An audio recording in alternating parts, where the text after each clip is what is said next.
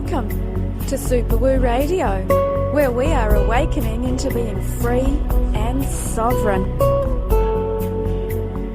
It's a place where minds hurt and hearts sing as we break through the barriers that have been holding us back. Be prepared to have belief systems confronted as we take the journey of the truth seeker for answers to life's biggest questions. Remember, truth is stranger than fiction, so come along for an awareness-expanding experience with George and his amazing guest. Here on Superwoo Radio.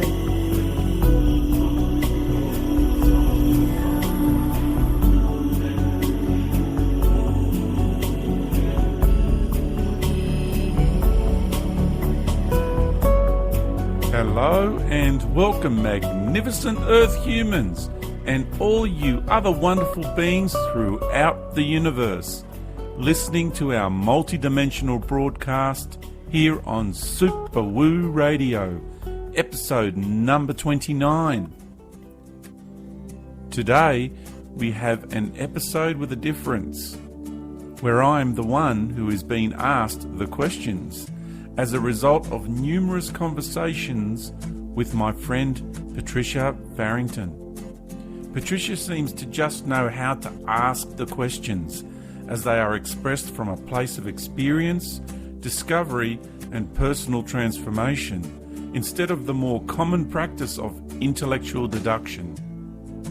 This conversation between two people who know that their journey through this universe is reaching completion is not just another exercise in feeding the mind, but rather a dialogue that speaks straight to and from the soul. Something very special happens. An insight of monumental proportions surfaces during this exchange. So please sit back, get snug and comfy, and enjoy this intriguing and revelatory dialogue.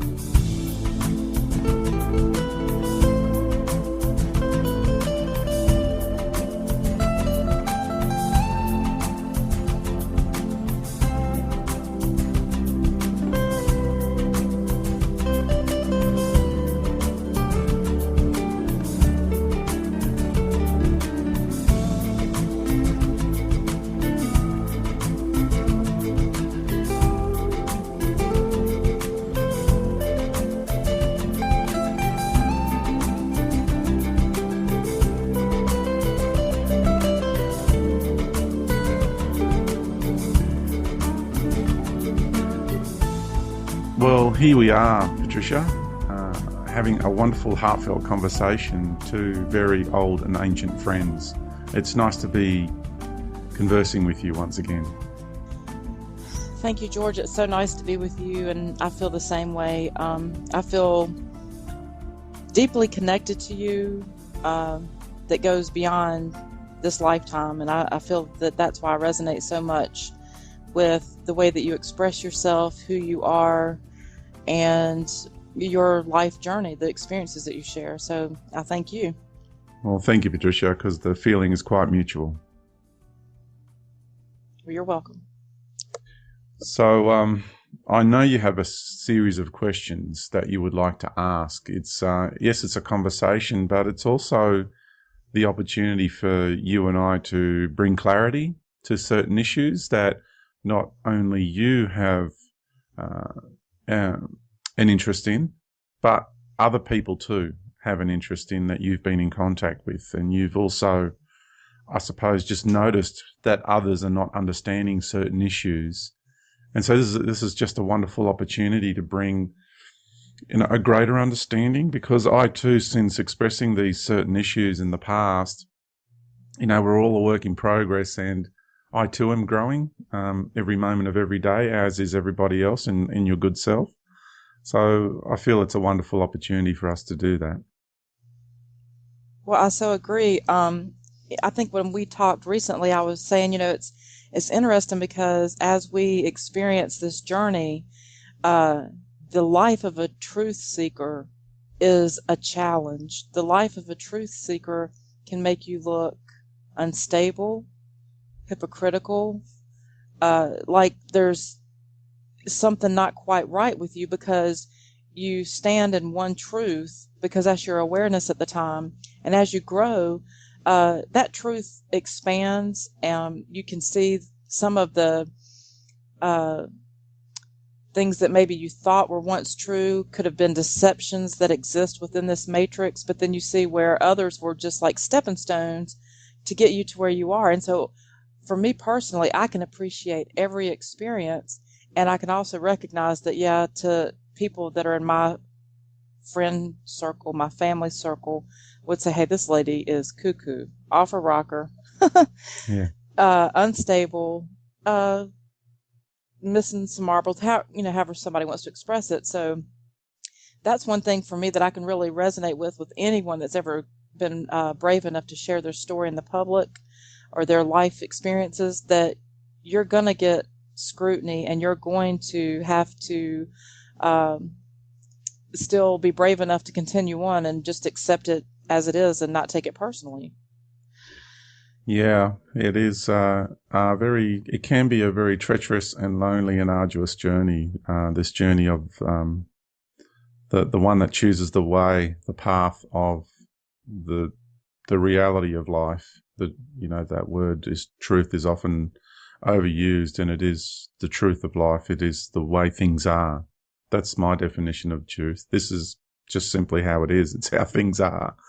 And I came to realize that we are caught up in so many different realities, or manufactured, or I say created paradigms of perception and understandings, because we choose to take in what other people are sharing to be the ultimate reality.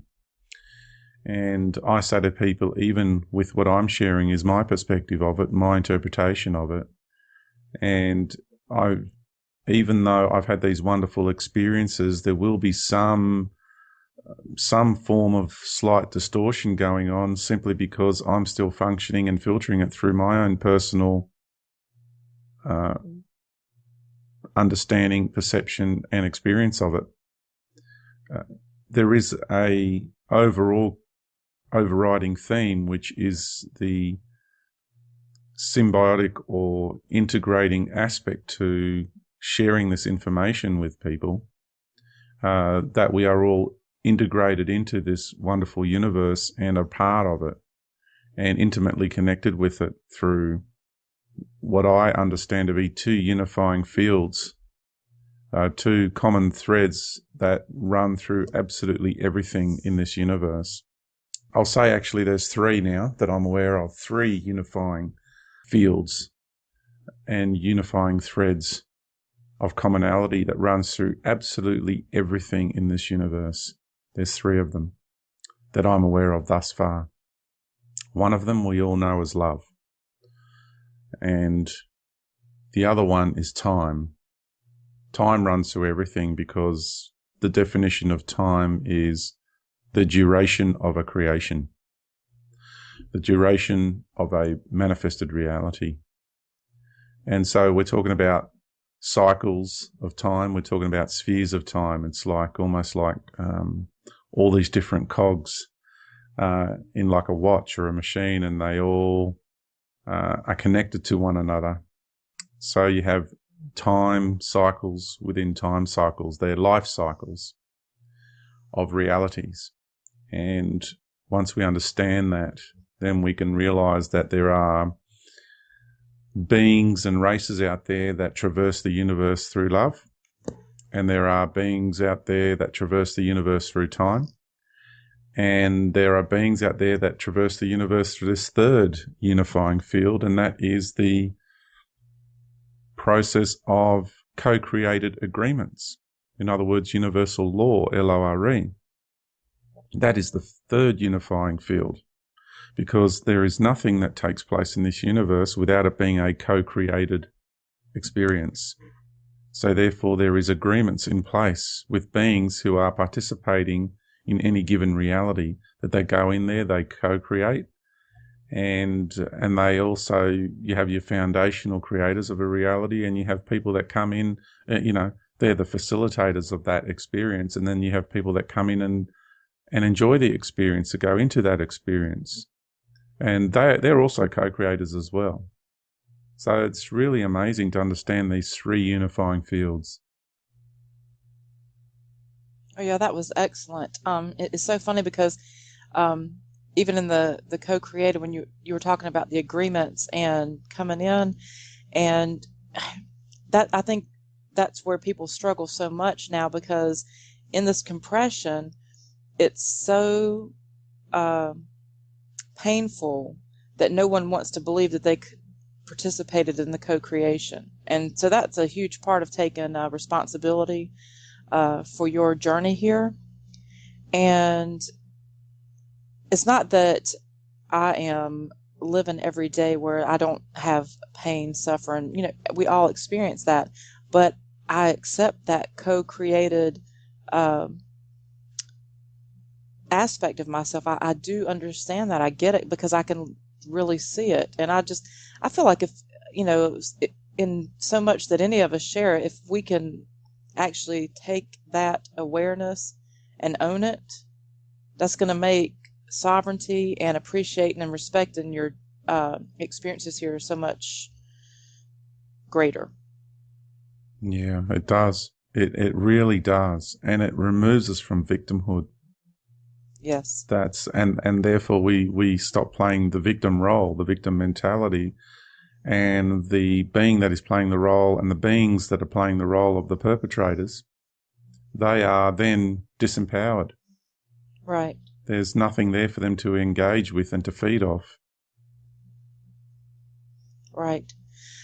Well, I think that something that I'd like to really take a second look at, this might be a third actually for you and I, but in opening with my questioning, I'm going to be a little bit repetitive for you, but that's because so many were interested in this, and I never shared your response openly.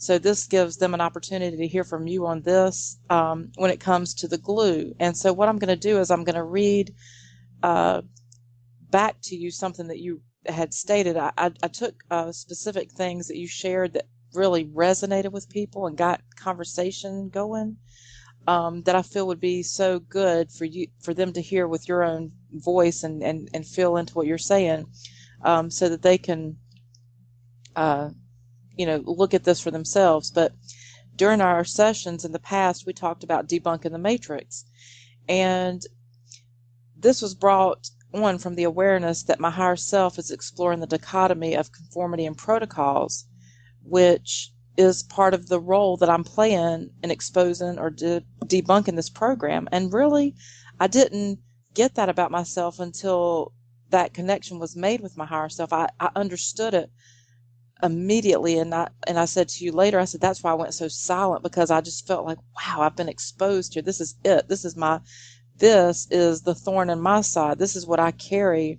as a burden, trying to figure out how to deal with the programs that were running that created the ability for me to conform.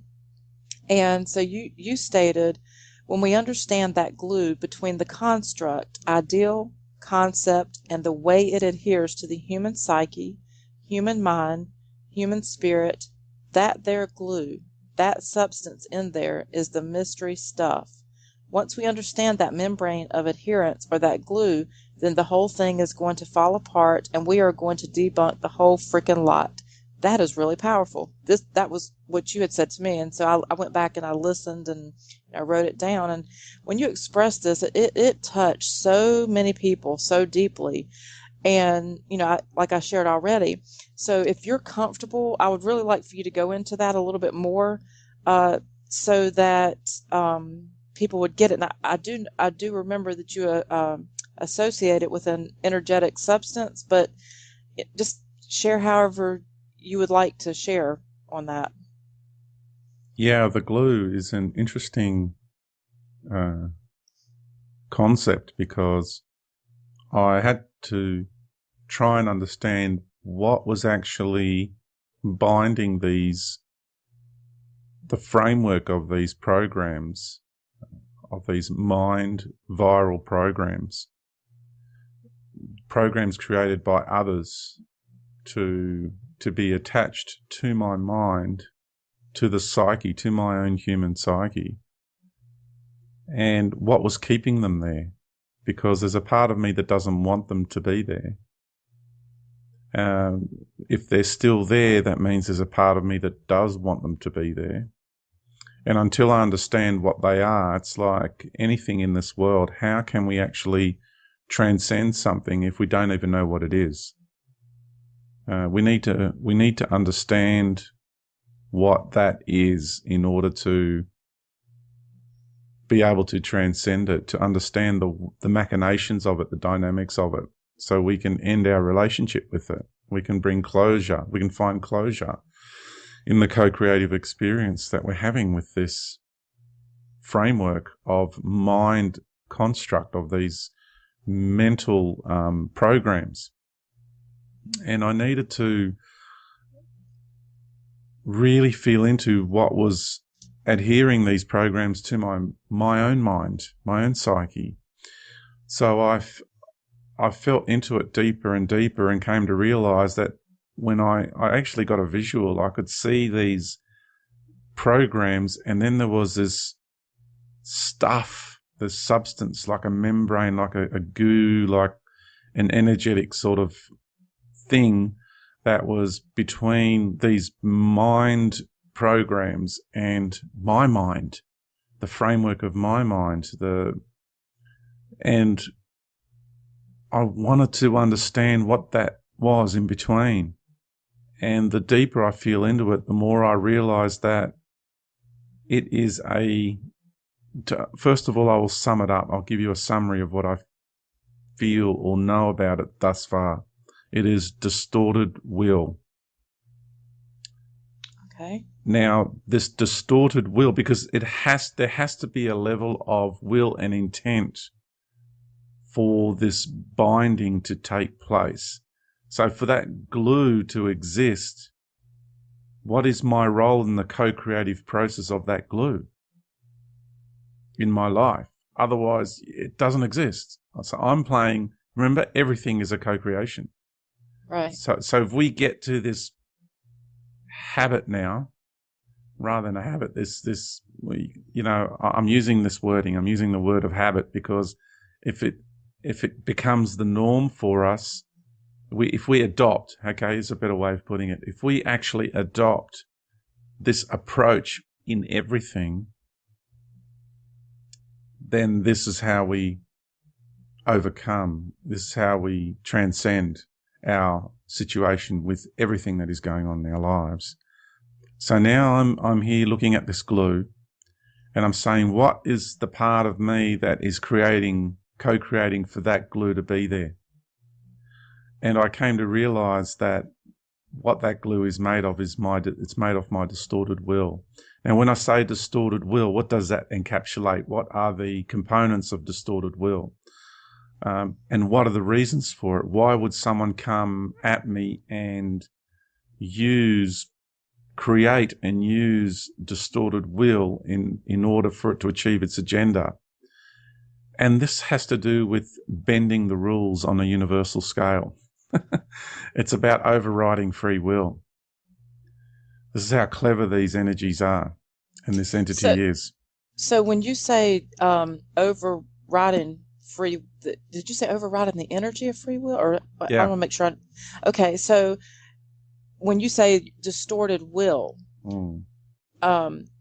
because we're co-created and when we're in agreement, when you say distorted will, that's still something we would have agreed to. However, in experiencing it, we would see something that would be our will, but it's not actually our will, but it really is on a sovereign level. Is that right? Yeah. So outside the arena, it Okay. is agreed that those energies or a particular entity will come along to distort our will.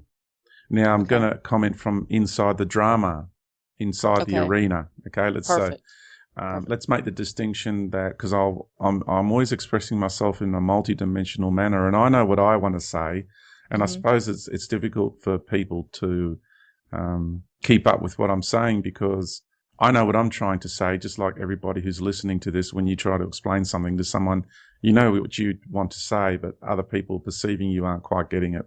So I'll try I did get it, and that's why I wanted to clarify it, because at least I thought I did, and so you confirmed it. So I just wanted to be sure. Yeah, so I'm going to use the expression in this conversation of outside the arena and inside the arena. Okay. So now I'm going to go back inside the arena. And so why did this entity or entities want to distort my will? Because they're also in somewhat they're participating in the arena, and there are parameters to this arena. There are rules or parameters of functionality, and the way will is expressed, there are certain parameters to it. And so for them to go totally against the way those parameters are up front, then the use of force has to be used, and they are blatantly, obviously, forcefully going against the grain and the flow of the universal creation. And that poses a whole lot of different problems. Just going to have a drink, hang on.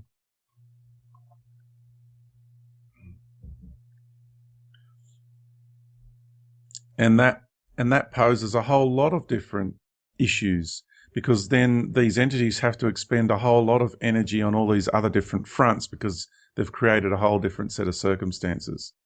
So the beings that are really more clever about the way they go controlling life in the universe, they learn how to distort will.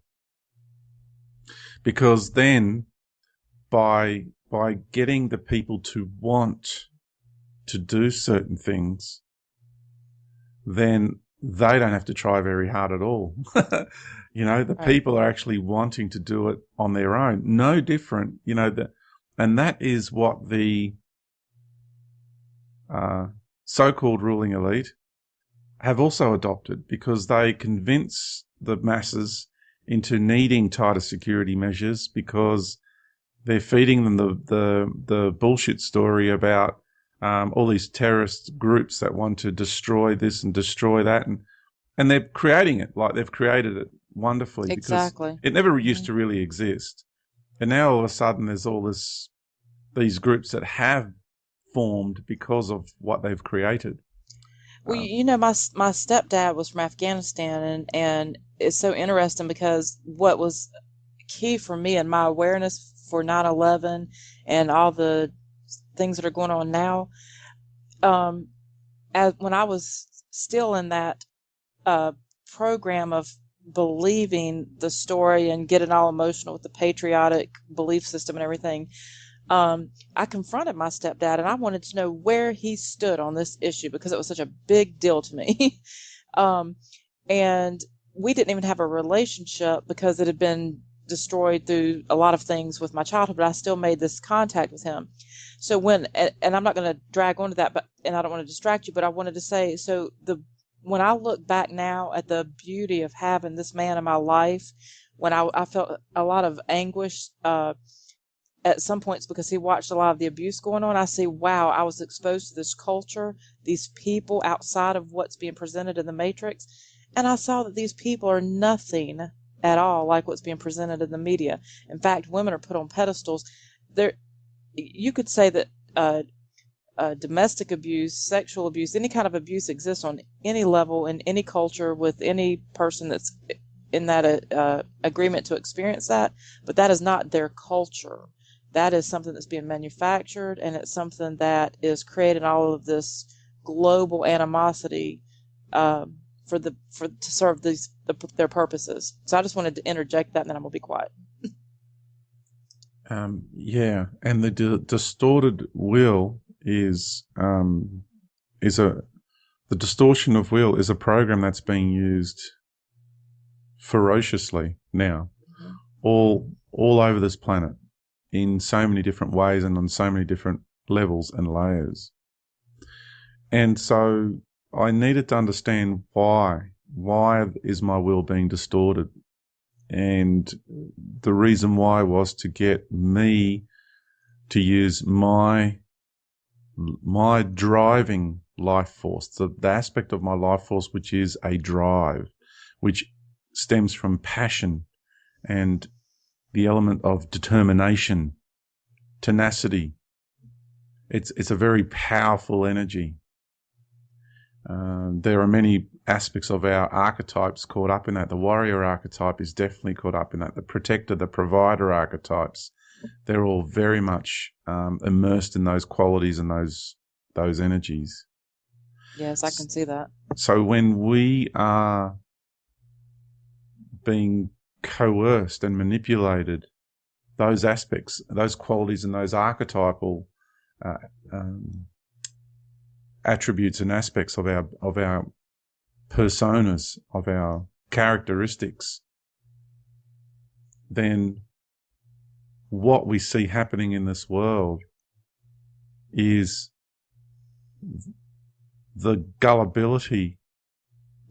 Then I'll even go as far as saying naivety, but it's more gullibility of the human race to actually just succumb to the whims of these other energies, other entities. And it is no longer the individual's will that is being expressed. It is no longer an authentic. The loss of authenticity in this world is so sad, because there is no longer the natural expression of one's beingness. It is now all the will of another being expressed. So the time we take to actually create and manifest in this world, the overwhelming majority of that time is used to express the will of another. And therefore we lose. Sorry, that is just, I mean, that's so true. I get it. That's why we go out, we wait. I mean, if we vote someone into office and we go out and we start, putting banners up and waving flags and we're expressing the will of another because we've bought into that program. We believe that that's our belief, our truth, and it's completely distorted. I mean, I can see that's just an example, but there's so many ways that you could express that in this reality. That's right. It is. And so we have this situation here where this distorted will is tied into our passions, and we're no longer living our passions. And passion has also been misrepresented because it's been seen by so many self-righteous people caught up in their self-righteousness and their spiritual egoism. Passion has been now seen as something very negative, as though it's even bordering on anger. And people are misreading another's passion. It's happened to me regularly when I get really passionate about something. People perceive that as me getting angry, and that's not true. And so we need to realize the power in our passions, just how much energy, what a catalyst for change passion can be. I agree 100% because I think I shared with you recently when I was talking with David, my husband, and he asked me, where I was going with my pursuit at this point, because he's been an unconditional love in my life, so supportive, but he still wants to ask questions, and I love the questions, even if they, frustrate me sometimes, because I always know that he's got a very good point behind them. And one of the things that I said is like, it's I want to be passionate again. I want to live my passion, and it doesn't matter to me if anyone else gets it, if they even understand it. The people that get it, they'll get it. They're supposed to. The people that don't, they won't. It's fine. But I need to live my passion, not somebody else's, not what you just described as the distorted will. I need to live my passion. So this is resonating and making sense to me like 100%. Yeah, it's through our passions and our determination is how they're distorting our will, because they're taking over our passions. They're convincing you into believing that your passion needs to be placed somewhere else. It's a different type of passion, and that it is that distorted will that is the glue that is binding their programs into our psyche. Yes, that makes perfect sense. Okay, so is there anything else that you need to share on the glue, or would you like to move on to the next interesting, controversial concept? That is probably about as good as I can explain the glue at this stage. Okay. Well, I think it was excellent. I mean, the way that you shared tonight, it was beautiful. I get it. 100%. I get it. Fantastic. And so now I'm going to have to go and explore this more, like really look at how this is where I've had distorted will. I mean, I don't even have to look very hard, because as soon as you were saying this, I was just looking back at all these different experiences that I've had. I'm going, yep, yes, I see it. I see it. Yeah. Okay, so how about the twin flame concept? I have the twin flame is a concept that I first heard of a few years ago. Now, I mean, all your life you always hear people talk about finding their soulmate, but twin flame just was not in my awareness, my vocabulary on any level, and I've not really had a good understanding of it. So I'm going to share some of what you expressed when you wrote in your book, and when I do that, I'm going to also share with you a little bit of my lack of understanding. And if it's okay with you, I want to ask you to help me understand more of your truths about twin flames. And if that sounds good with you, that's kind of how I would like to. That's the way I would like to talk about this, just so I need to share some of the things that I've read from your book, and then just tell you like my own perception, and then let you share what you think about the way that I see it. Sure.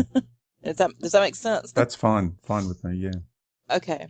All right. Well, this is an excerpt from your book, and sometimes everything's not necessarily in order. It was just particular things that may have stood out to me. So something may be a complete paragraph, and then I might throw in another sentence from somewhere else that just they kind of all meant something to me. Yeah. No, that's fantastic. Okay. Okay, so in your book you say, so to begin the first stage of this massive undertaking, the feminine aspect of the Creator manifested herself as our Milky Way galaxy, the nurturing of the mother's milk.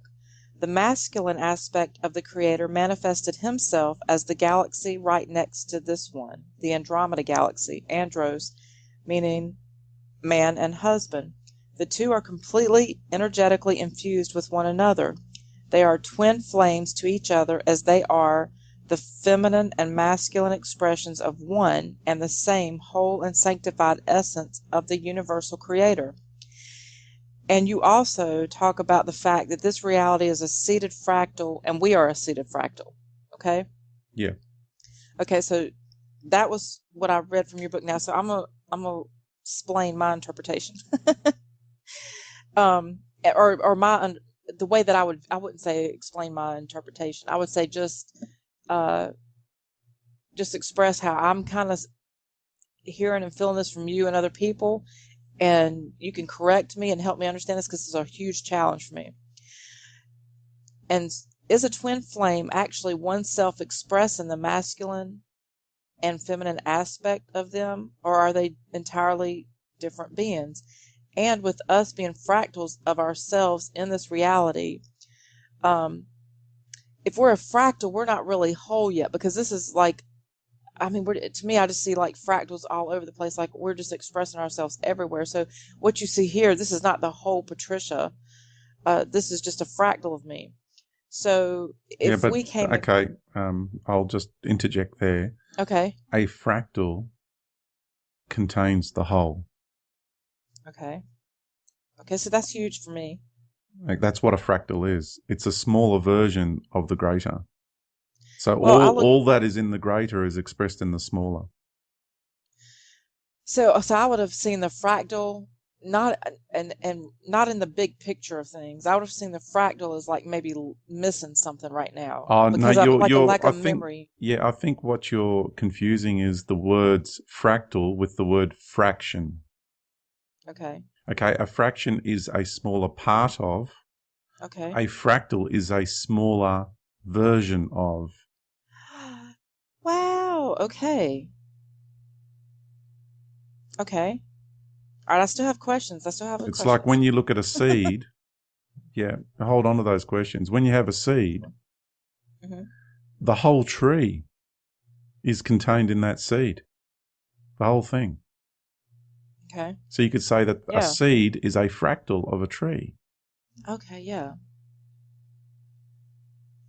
So I'm always whole throughout the entire process. I'm That's right. always okay. So that's huge for all of us, I think, and maybe everybody else gets it. Maybe people are gonna go, "Well, you dummy, you should have known that." But No, that's what for we're. me, No, because this is another approach, you see. This is the okay. beauty of this conversation. I said before we got started. You can extract, you, Patricia, have this ability to extract the information from me. And you help me express myself in a way which helps to um, express the information and the knowledge and the wisdom in a way that I haven't done before, which helps people to better understand. Well, thank you, and I'm really happy to hear that, and I'm happy for my understanding that this was huge to me because this was such a conflict for me. But I still have something that it'll still be unresolved. But that was huge because every time I thought about being a fractal, I still had this awareness that the higher self was a whole piece of me. And so when I would look at fractals, I would think, okay, I've got a fractal here and a fractal. I would think about the fractals in all of these different dimensions and all of these No, they're different fragments. expressions. They're fragments. They're not And I, fractals. There's another definition. That's another thing that needs defining for you. When okay, we have created ourselves as galaxies and planets and we're incarnated in all these other different systems all scattered throughout the universe, they're fragments. They're fractions and fragments. They're not fractals. The fractal aspect of us is within this galaxy, within the solar system, on this planet, and this human vessel. That is the fractal process.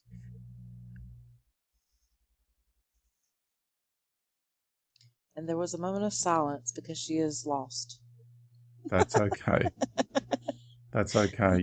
If you don't get it in this moment, when you listen back Right. over in your own time, you will understand because when I first talked about this creation of this galaxy being the road to compression, Hmm. in order for everything to start being integrated, we needed to create a smaller version of the whole. And that's why the universal creator, with the feminine aspect of the universal creator, the divine feminine coming forth and being the foundational essence of the creation of this galaxy, because it's a womb-like reality. It's no different to, the womb within a woman, being the facilitating paradigm of the creation of a new life. And so here we have a galactic reality that was going to be a fractal. So that's why I talked about taking a entire galactic system and compressing it into the expression of a star, and then inserting that compressed version of a star into this galaxy. So now when you look at a star system here in this galaxy, what you're seeing is a portal to another galaxy. Every star in the system is a stargate to another galaxy. It's just absolutely amazing to It is understand amazing. that on that level, to really get what I just said. That every single star system in this galaxy is a portal to an entire galaxy. I'm getting better, because when you throw me off on something and I don't get it, I'm not going to just go quiet and go, okay, on to the next subject now. I'm helping I'm with the yeah, understanding of fractalization of yeah, you fractal are, life. but I will still have to process. But I would like to I'm gonna share an experience I recently had, since you just said that about the star systems being you said a stargate to the next dimension, next reality. I'm thinking a little bit while you're talking on that one. See, Yeah, but can I just continue on with this thread of yes, you go ahead. You go explanation? ahead. I feel You go it's ahead. really, really important because I'm about to share something that I haven't shared before. Okay, yes, definitely. Then I'm gonna be Yeah, quiet. Yes. it's when we understand that every single star system, like our sun. Well, no, let's not use our sun for an example. When you go into a star out there, whether it's Regulus, whether it's Antares, for example, Sirius, doesn't matter. Every single star out there is a fractal of a galaxy. So when you go into that star, inside that star, you're entering into a stargate, which then gives you access to another galaxy. It opens up. You go into that star, it's like a doorway and a portal. And when you go through that star, it opens up to an entire galactic system in a different location. Because That's incredible. every single galaxy has been compressed into the expression of a star. That's why we have fractals in existence here in when we look at life from this location looking out. The people are discovering that everything is in fractal nature. Now, I'm also helping people to look at it from the other side, looking back towards this reality. So with my my soul, I'm also being able to transport my awareness, my consciousness outside and beyond, and look back in. So we're now looking at this galaxy before us, which is so dense compared to every other galaxy around us, and that's because of what I just explained. You've taken all these galaxies and expressed them in the expression of a star. Now we've taken that galaxy now coming back into the galaxy. Now we're back inside this galaxy, and we're now going to take this whole galactic reality and we're going to compress that now into a single star system. And that is our solar system. And then we're going to take this entire solar system and we're going to express that onto one planetary system, and that is our planet Earth. And then we're going to step everything down again, so another fractal yet again. And we're going to create a single embodiment, which is going to be the next compressed version of universal life. And so we created the human beingness, the human vessel. And then we're going to, and so when we look at our atoms are actually star systems. Our cells are actually galaxies. Our atoms that make up the cells, the billions of atoms that make up cells, or molecules, sorry, the other way around, molecules are galaxies. And then when we actually look at all these billions of atoms, when you look at the nuclei of all these atoms, the nuclei are the stars, and the nuclei are the portals to another galaxy. So you think, and this is the fractal nature of who and what we are. This is groundbreaking information I'm sharing with you. When you go within yourself with your own essence and you go inside, within, to your own beingness, when you want to access the universe, you access it through the nuclei of your atoms. And you can access the entire universe because you are accessing every single galaxy through the nucleus of every single atom. Or Wow. you can choose to go to one. So you will go through a particular atom, and you'll go into that atom, you'll go into the nucleus, and that nucleus will be the stargate for you to then move through and enter into another galactic reality. That's how we do it on the physical level.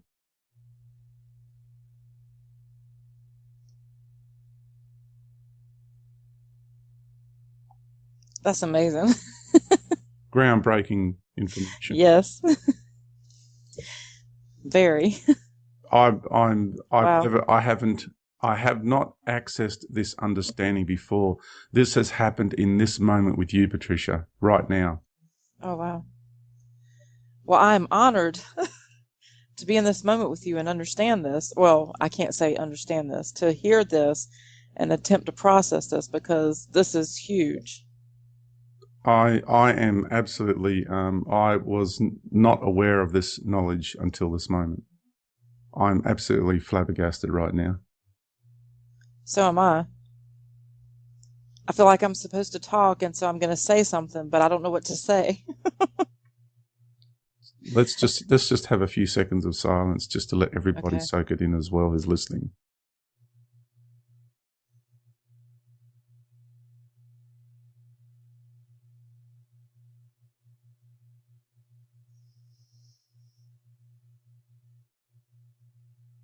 And so when we can, next time somebody wants to understand how it is we actually do it, this is how we do it. The actual real pathway and why we are fractals and how we actually access the entire universe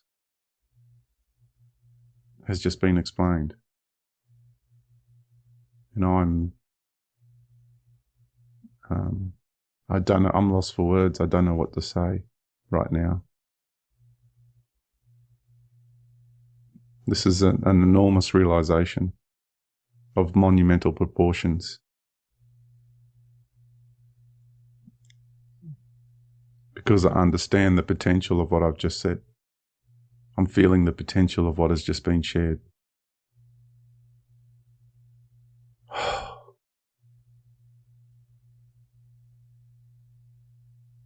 Wow.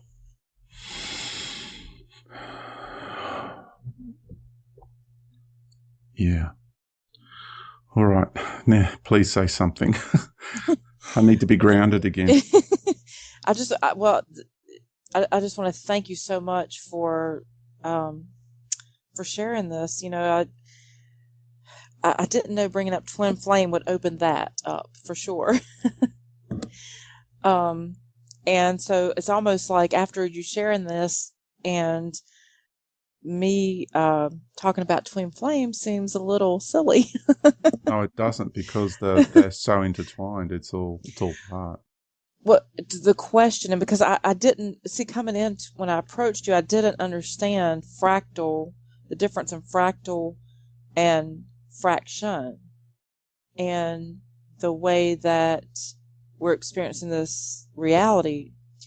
So, and I know there's so much pain associated for people with their twin, with either not knowing who their twin flame is or believing that they've had an experience with their twin flame to get crushed and feel like, oh, well, that really wasn't a twin flame. I know that some put their lives on hold and won't allow any relationships because they have to know that they have a twin flame. And I mean just casual relationships that could not even move over into like a sacred union type relationship, which is the way I would see a twin flame. The heart, and see, I'm going to have to try to figure out how to even talk to you about this now, because I came in with a different concept of what twin flame was, based on my understanding of fractal. And the way that I was going to approach it was thinking that we're not really whole, that we're fractals or fractions now. And so I'll go away from this right now, because I don't want to take away from what you just shared. So I kind of want to let that rest and let people process that, because when people go back and replay this, as I will, we're going to have to take time to really feel into it, process it, and come into the awareness that you just expressed. But when we look at, for example, we know that we're having multiple incarnations all throughout this universe. On our planet specifically, and this will be something that can help me with the twin flame, and it'll kind of segue from where we were, but for me personally, the way that I feel about this is that knowing that I came into this universe, and all these fractals that still exist, that are existent of me everywhere throughout this universe, is there, I wouldn't see a limitation on how many fractals of me there are, because I wouldn't even know how to number them. But is there a limit? Is there any kind of limitation to how many fractals of yourself can be on our Mother Earth body now? And if so, how does that affect the twin flame relationship, or does it? Does it even go to? Does my question even relate like that? Yeah, well, it's a really good question, and I guess that if I look at the aspect of me that I've met, that I know I'm a tree, Mm-hmm. and I look at the aspect of me that I've come across in this life, and I've known the aspect of me in the mineral kingdom, and also I've experienced aspects of me in incarnations in other star systems as extraterrestrial and interdimensional beings, then they are exactly that. They are aspects. It is only in the human form that we are fractals. So they are fragments, they are aspects of, they are not fractals of. Can you share the difference? I need to understand, because I have my own perception, and I don't want to pull out a dictionary and say, okay, well, let me look at fractal, fragment, and fraction. When you say fragment and what's the difference to you when you're saying fractal and fragment? How do you Well, see that? if you take an apple, for example, Mm-hmm. and you take that apple, which is, you can hold it in your hand, and then you express that apple, you shrink that apple down to the size of a pea. Okay. But the apple is still the apple. Right. Pretty much, Mm-hmm. Then that is a fractal, that smaller version of something much bigger. The whole apple Okay. is then compressed into something very small. But if I take that large apple and I take the knife and I cut a piece off that apple, a little piece, and I place it over somewhere else, then that's a piece of the apple. It's not the entire apple. So that Right. is a fragment of the apple, or a fraction of the apple, Okay. or So I get. an aspect of the apple. That Okay. it's a piece of, it's a part of. So piece of, part of, fragment of, fraction of, and aspect of, pretty much, generally speaking, all mean the same thing. Fractal of is something different. Fractal of sits distinctly apart from all those other expressions, because a fractal is the smaller, complete thing expressing itself in a much more compressed and dense and smaller version of. Okay, so when you now look at our journey into this universe, and you know that you entered in the first level, like the 12th dimension, I would say, okay, and you've gone and you've explored these levels, and you go into the nursery of the souls, and then we start exploring and decide how far we want to whether we want to really explore this universe in entirety, or we say, hey, thanks, it was great, good open house, but I'm out of here. uh, do you see that all aspects, and I just want to be clear, I think I'm understanding, but I want to be clear so I can look at this later and grasp this too. So the portion, the higher self of me that is projecting itself through all of these dimensions, in each level, am I seeing fractals, fragments, or fractions of myself? I know that you're saying that we're fractals. A fractal is of the You're seeing whole. fragments. You're seeing aspects. So I'm seeing am I seeing fragments? I'm seeing fragments of the whole. Yeah, your inner self or higher self is the one that is a fractal. Okay. But all those other, I was going to say that, and I didn't know if that sounded right. Okay, fractal. all those other aspects are exactly that: aspects, fragments, fractions, pieces of it. Okay. Because they're projections from the aspect, from your fractalized nature of the greater you. So your inner self and your higher self, which are one and the same thing. I prefer inner self now rather than higher self. Okay, well, that's fine. Just to try and really just move away from that hierarchical thing if we can. It's very difficult to do so. Mm-hmm. But yeah, so from the inner self, we project into all these other realities. So then they're all the fragments, and that's why we've come into this world as a fractal, because we needed to reintegrate all those fragmented aspects of self. We're taking all of them through the eye of the needle, because everything what we embody here is a fractal of everything that we've seen, done, and been in this universe. That's why the construct of our bodies, our temples, are fractals of the universe.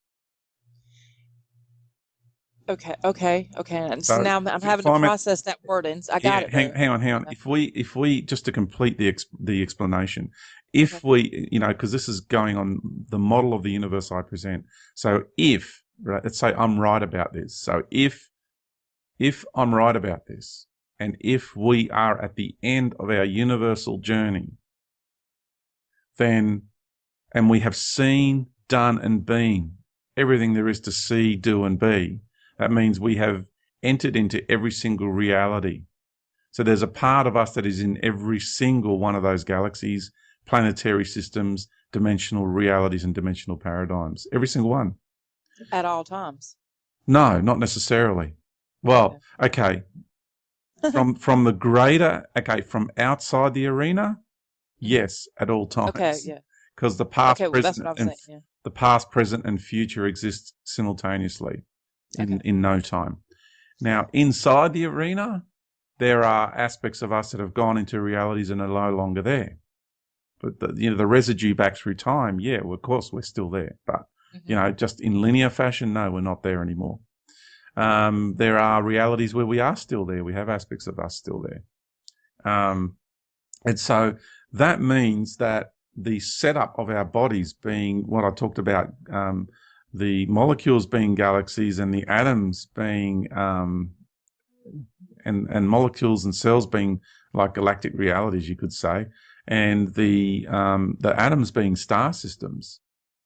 That is why we have access to all of those, because we actually have been in all of those. So we're intimately connected to all of those realities already. That's why we have access to them all. Well, once I feel like that, and this may change some of where I go later as we talk, because everything's going on the thought process that I had about fractals earlier. So I'm gonna have to try to kind of feel my way through this a little bit. But so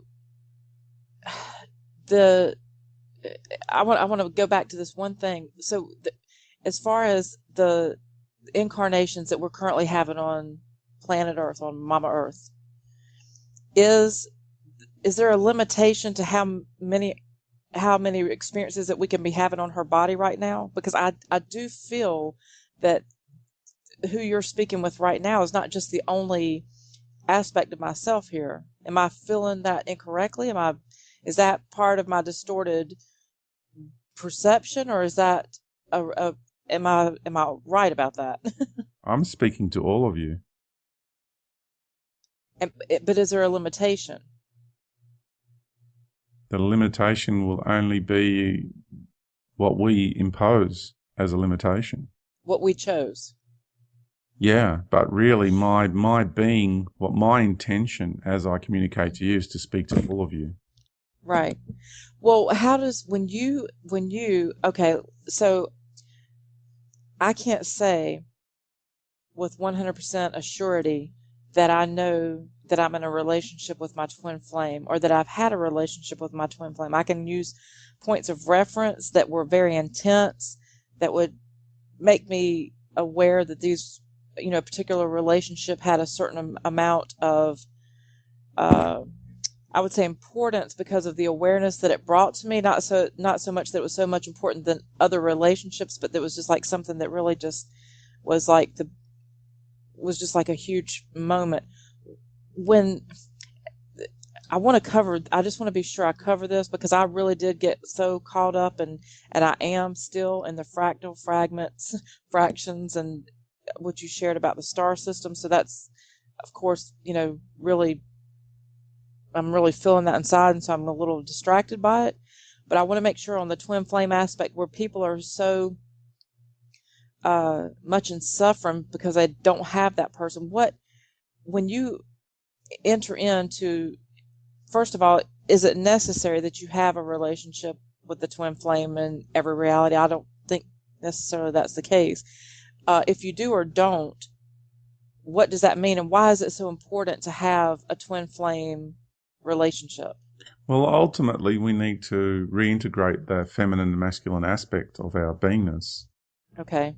So, in any given moment on this planet, is there people that, some people in previous lives may have integrated that, may have gone through that integration. And in this life, they don't need to. So they may not have access to a twin flame relationship in this life.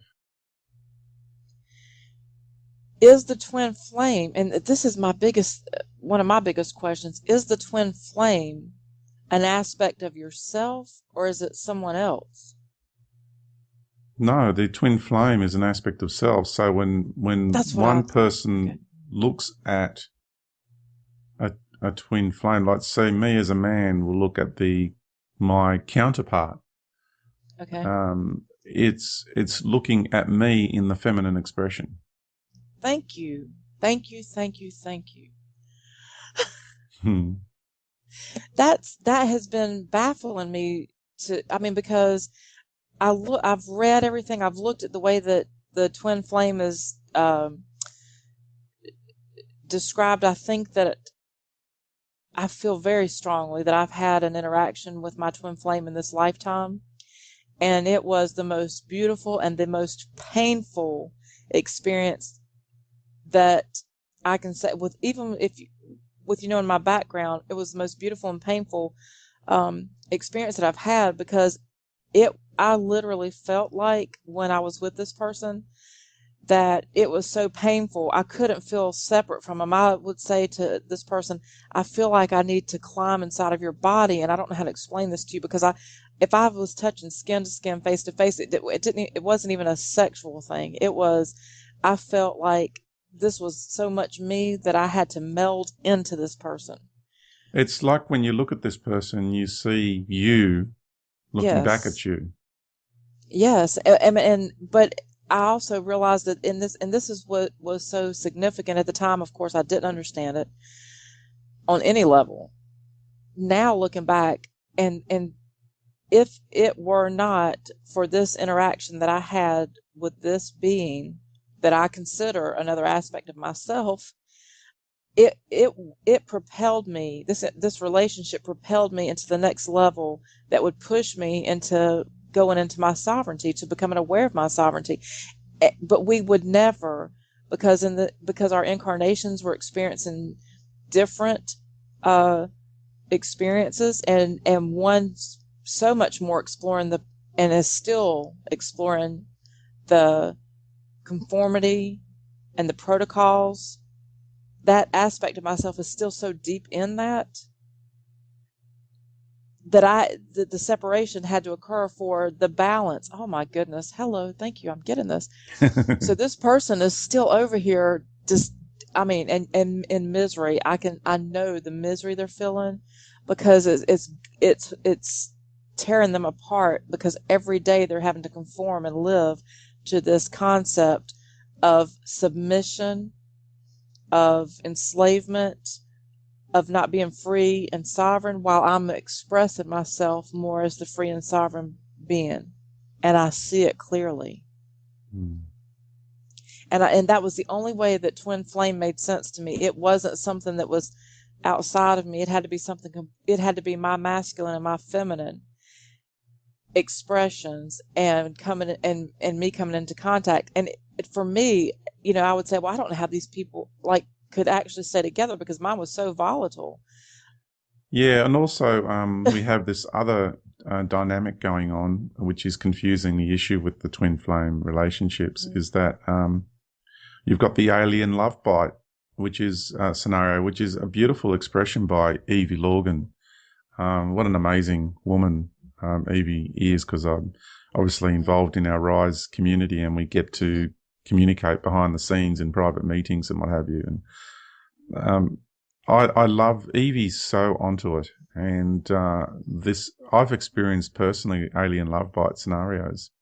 Mm-hmm. And so people get confused. They think it's a twin flame relationship, but it was an alien love bite. And the only way we're going to really know is when we reference the love that resides in our souls. Right. Because the love that resides in our souls is the same love that one experiences with a twin flame.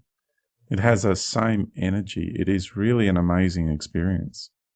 Well, and it is so unconditional, because I just remember, I can remember every smell, every taste, and again, it's something that's, we all know what lust is. We all know what those moments are, but this is something that you get to where you just, I can remember every single minute of every experience, and I can remember the beauty, the pain.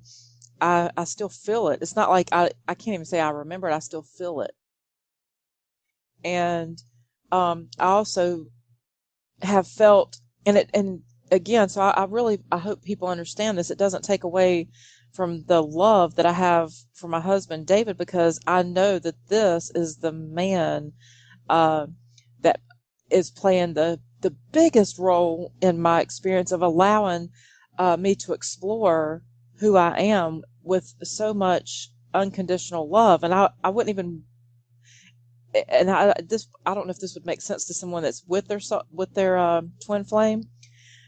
I wouldn't want to be with that person with what they're experiencing right now, because that part of me is in misery. That part of me is struggling and in pain. And I would say, I want to go and rescue and save, but I can't, because I can see that it's not about it. That's an experience that aspect has to go through, and it needs that. And it's going to make so much sense later. But where I am, that's great wisdom. That is really what you just expressed is incredibly powerful wisdom, that you have that capacity of unconditional love just to allow that aspect of self to go through the process of learning through one's experiences. I think that's just beautiful. Well, and thank you so much. And I have to reciprocate back to you with a thank you, because when you brought into my awareness the debunking that was necessary of this conformity, it just made so much sense, because that aspect of myself, we went through all of this. We went through this painful, what separated us was my in my feminine expression, not being able to conform on this level. Well, you see, sorry to interject, but I really want to explain, because I'm really feeling people's anguish around the subject. And,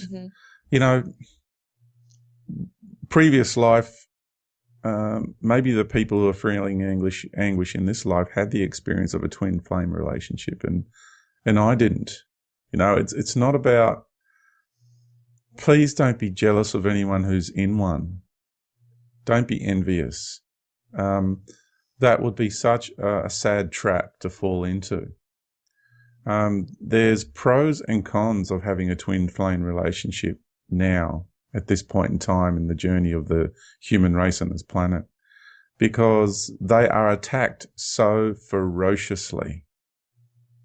Because the energy that is given off by that unified field of love is of such detriment to the matrix and its overlords. It is a very, very difficult situation to be in a twin flame relationship now. And there are people who have that set up in their lives, and there are people who are experiencing, I don't feel like there's just rules. I will say that the option for people to experience all sorts of dynamics in the world of love and relationships is because all possibilities are open here. So there will be people who will experience having a twin flame relationship and will experience being split apart in this world. There will be people who will have twin flame relationships and will be experiencing nothing but pure peace, love, and bliss, which there are very, very, very few and far between. And then there's relationships that, there's people who are not in twin flame relationships and are having a far better time of it than people who are in twin flame relationships, simply because of the individual circumstances around those relationships and the karmic, charges around them. And what was set up by those beings within those relationships to be experiencing their interaction with this matrix, and what parameters of interaction are taking place. So we need to get out of this thing of jealousy and envy and ideology. Please let go of the idealism of twin flame relationships, because it's poisoning your life. It does. Is there something sacred about them? Of course there is, because it's the unification of the divine masculine and divine feminine.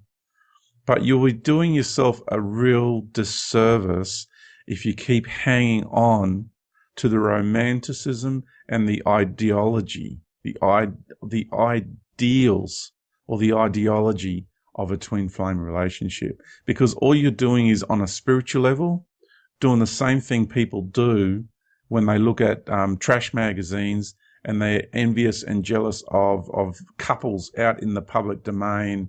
I wish I was married to him. I wish I had her life, and all this jealousy and envy, and the devaluation of one's current set of circumstances and the worthlessness that is creeping into one's life because of these yearnings, these achings, these jealousies, these envies. Please don't allow that to happen in your life. Really, you've got to try and understand what they are, what they're about, and then just leave it at that. And the people who are entering into these relationships, the calling will come from within your heart. You will know that it is pending. And there's people who are coming to this world who are not going to have that in this life, because they've probably had it before we did. So there's that pain, and that suffering will only cause more pain and suffering. So I really wanted to get that out. It's been something that has been needing to be said for some time now regarding this issue. Well, thank you. I mean, I really appreciate you sharing that, because I agree with you. It's a very painful subject, and I feel like that people that, and I would be one included, if I would deny the twin flame, it would be because I didn't understand it. And if I accepted it, it would be because I just wanted that romanticized love so much. It wasn't coming from a place of either understanding it, it was on any level. It was, What about the possibility of a being wanting to experience the twin flame relationship from the dynamic of the same-sex partners in this life, in this world. Right. You know, what about that possibility? And I don't see that as being ruled out. I feel that is something that is happening in this world. Well, I think that. In the in those relationships, if you look at it from a media standpoint, they will be upset if you say, well, who's the male and who's the female. But if you actually have friendships with these people, they will let you know openly one's playing a male role and one's playing a female role, Exactly. even though I've got friends that are experiencing that, and they say that it's just the media that kind of makes you Exactly. feel like you got to be politically correct, but Exactly. No, and even when we go out to extraterrestrial races now, and they have they are androgynous physically. They're physically androgynous. Every single race, with no exception, there is no exception to this out there in the universe. Every single race has the beings that are orientated towards the feminine and the beings that are orientated towards the masculine. There right. is absolutely no exception. Right. And I want to interject this just really quickly. I want to say, if I had stayed in a relationship with this aspect of myself, I would have been miserable. Miserable. And at the same time, I value every second of the experience that I had, because it was beautiful and miserable both, and I see it. And I also am so glad that you clarified that that this is an aspect of myself, but because I honestly could not. And I've had conversations with friends, prior to us talking tonight, because I wanted, people to express what they felt about twin flames. And so many people now, including myself, had a doubt about it, because it has been so romanticized and played up to be something that it's not. And so I feel like taking the time to acknowledge what the twin flame relationship is, and the fact that it's not just, we're going to love one another unconditionally and forever. We're going to feel in this state of bliss together.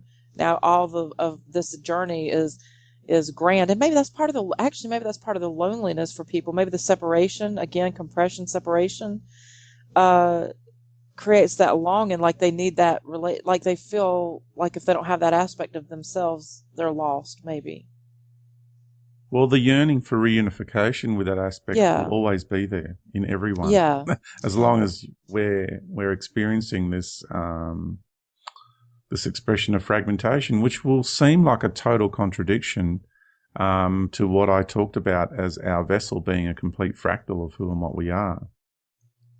Well, the desire to connect to that again, and not having it. See, that could create two different emotions. That could The create only a division, longing, and it could create a denial. the only if you want to look at it as though it's a division, the only division occurring that's left beyond the human vessel aspect of self is the unification, because the very first, I've said this often, the very first expressions that have been from the soul level, the very first division that takes place into a feminine expression and a masculine expression.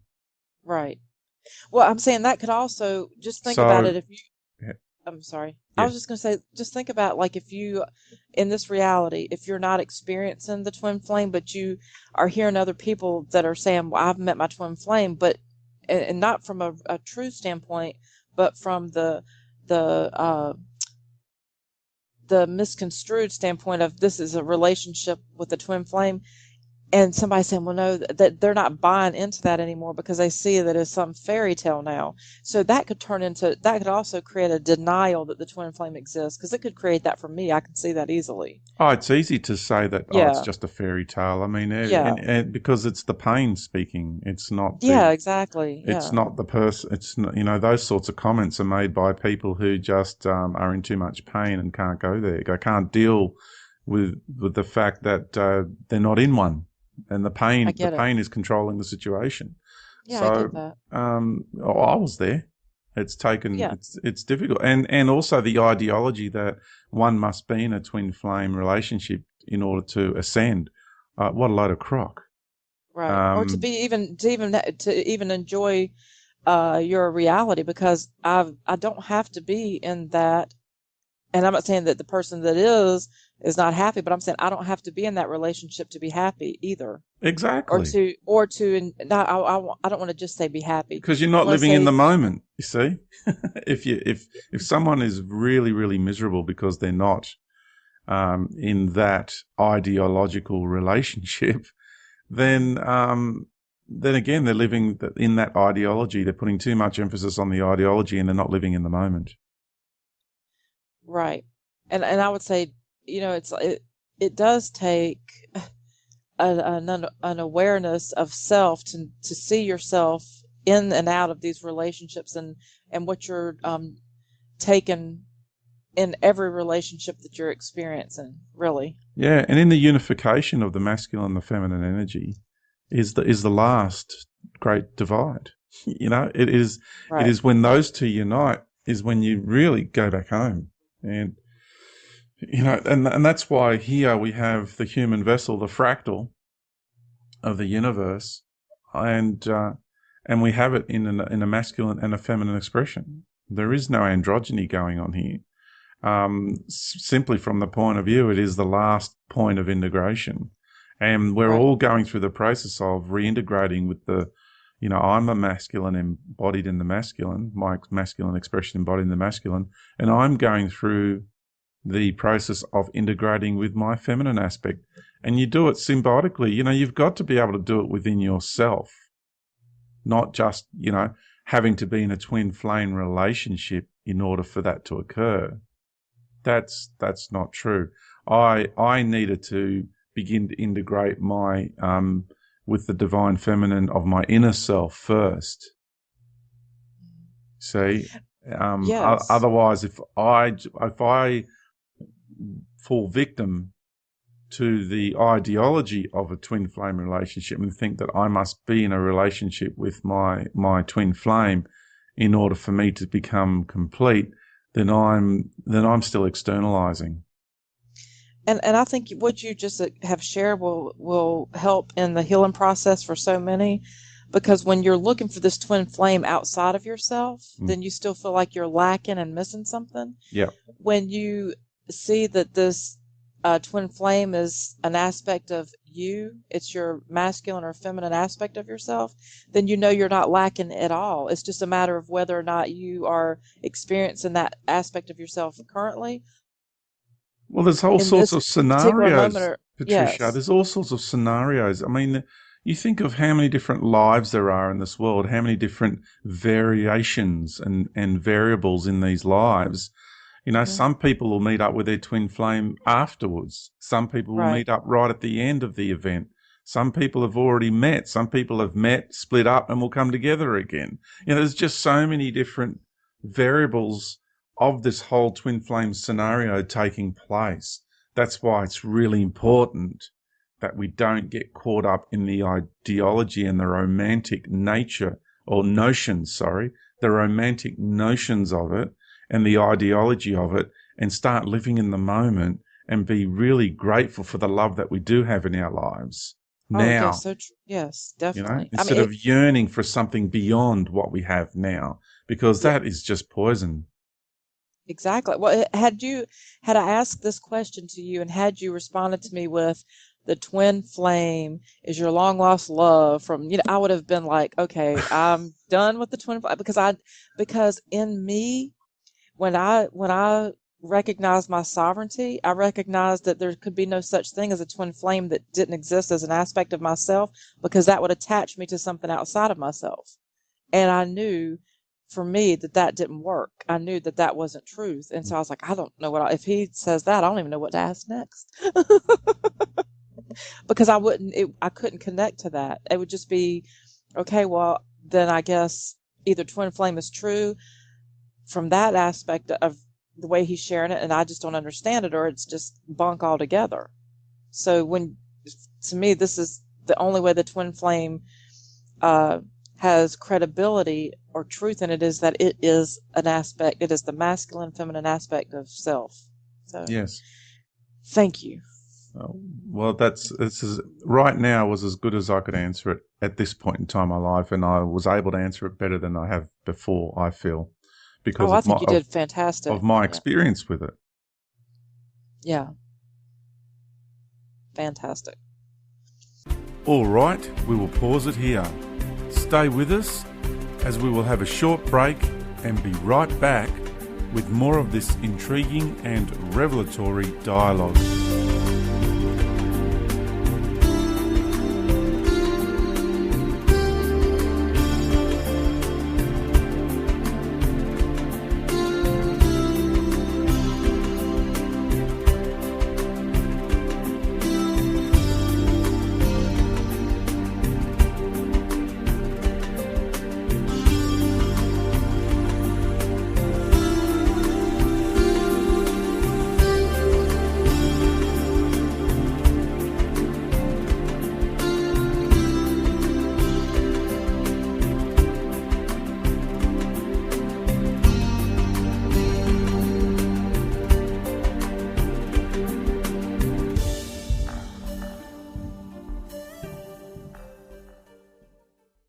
We are submersed in a construct that was designed to break us and keep us broken, but it hasn't. It failed. We still go on because we were designed from an eternal template of infinite creativity and not a synthetic house of cards built on pride and false power. Breaking free from the programs and paradigms that hold us down takes courage, endurance, tenacity, and trust. The reason it is so hard is because to be a free and sovereign being, we have to smash every lie, even if it hurts. It is good to be reminded of how resilient, unbreakable, magnificent, and powerful we truly are. And if anything provides a foundation for that, it is the book, Our Universal Journey. Go to ouruniversaljourney.com.au.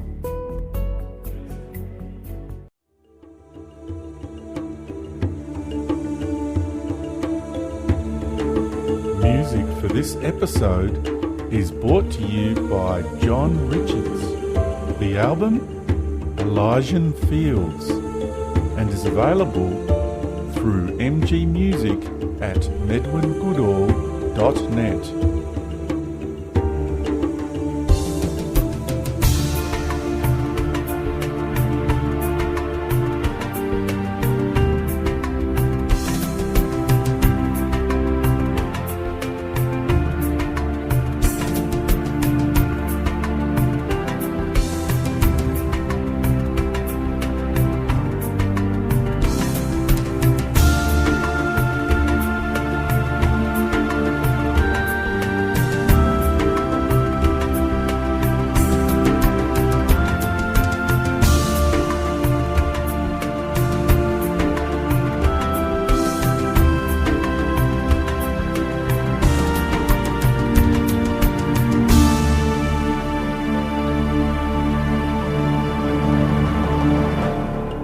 Welcome back to part 2 of episode 29, A Universal Dialogue, on Superwoo Radio with Patricia Farrington, as we now continue where we left off.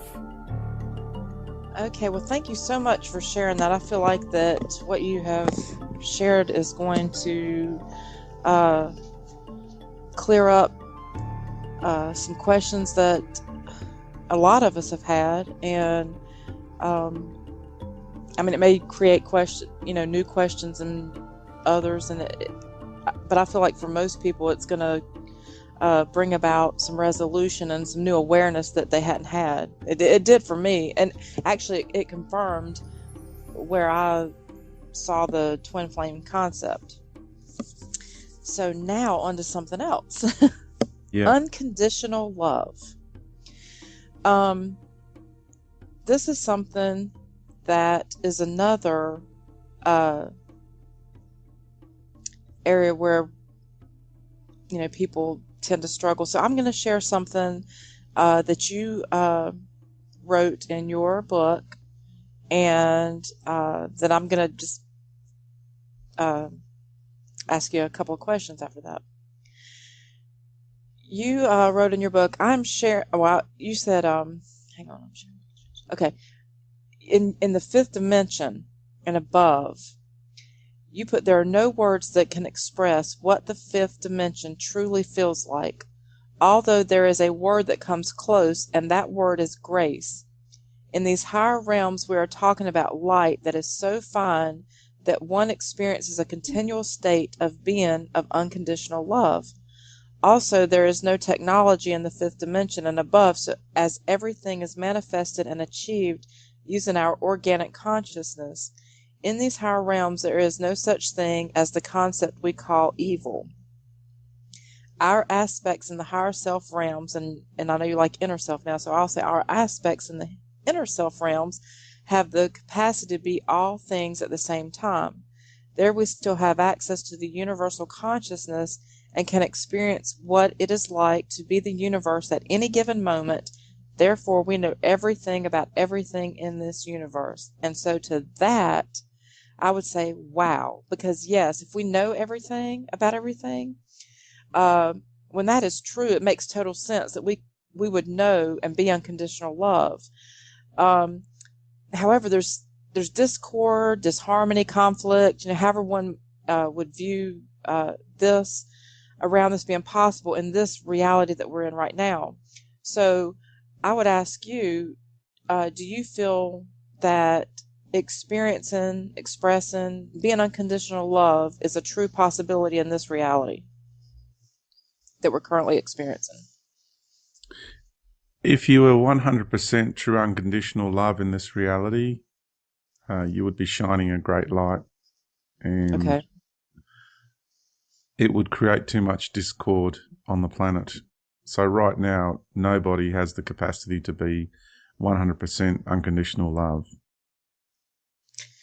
So when, and see, this You is can this get is you can kind of get close. There's people that are moving towards that and integrating a great deal of that and expressing that. I'm far more unconditionally loving today than I was even yesterday, or especially a year ago or 2 years ago. So we're all moving towards that because we're integrating with that. We're bringing that here. We're making that more present. So I feel people are, again, spending too much time being intellectual about these concepts and not understanding the integrative and merging process with embodying the soul and becoming unconditional love in this reality. Well, I was discussing this with a friend, and her perception is you couldn't experience unconditional love in this reality. And the only place that she had experienced unconditional love was through Mother Earth. And I was saying, well, I couldn't agree with that. But then I really thought about when I was, going to have this conversation with you. And I thought about what she said, and I thought about my experiences and how I interpret it. And then I had to come to another self, realization. So I know for me personally as a mother, in this reality with my current awareness, even with the existence of the matrix now, I still love my children unconditionally. There's nothing, there's zero that would cause this love to cease. Nothing. Even if their intent was to inflict harm on me, or whatever, way that they have chose to express themselves in this life, I could not stop loving them. It would be impossible for me. But I know that there are also mothers that don't actually, express that in this reality. But then I was like, wait, you know what? I said I have unconditional love for my children. I didn't include anyone else in that. I didn't say I have unconditional love for David. I didn't say I have unconditional love for George. I didn't say I have unconditional love for Patricia. I said unconditional love for my but children. even that unconditional love you have for your children, it's Uh-huh. not a constant 100% of the time. And people are getting mixed up in their heads with this concept because you can't be in that unconditional love place 100% of the time. I've often said that we are having moments of experiencing our fifth dimensional selves.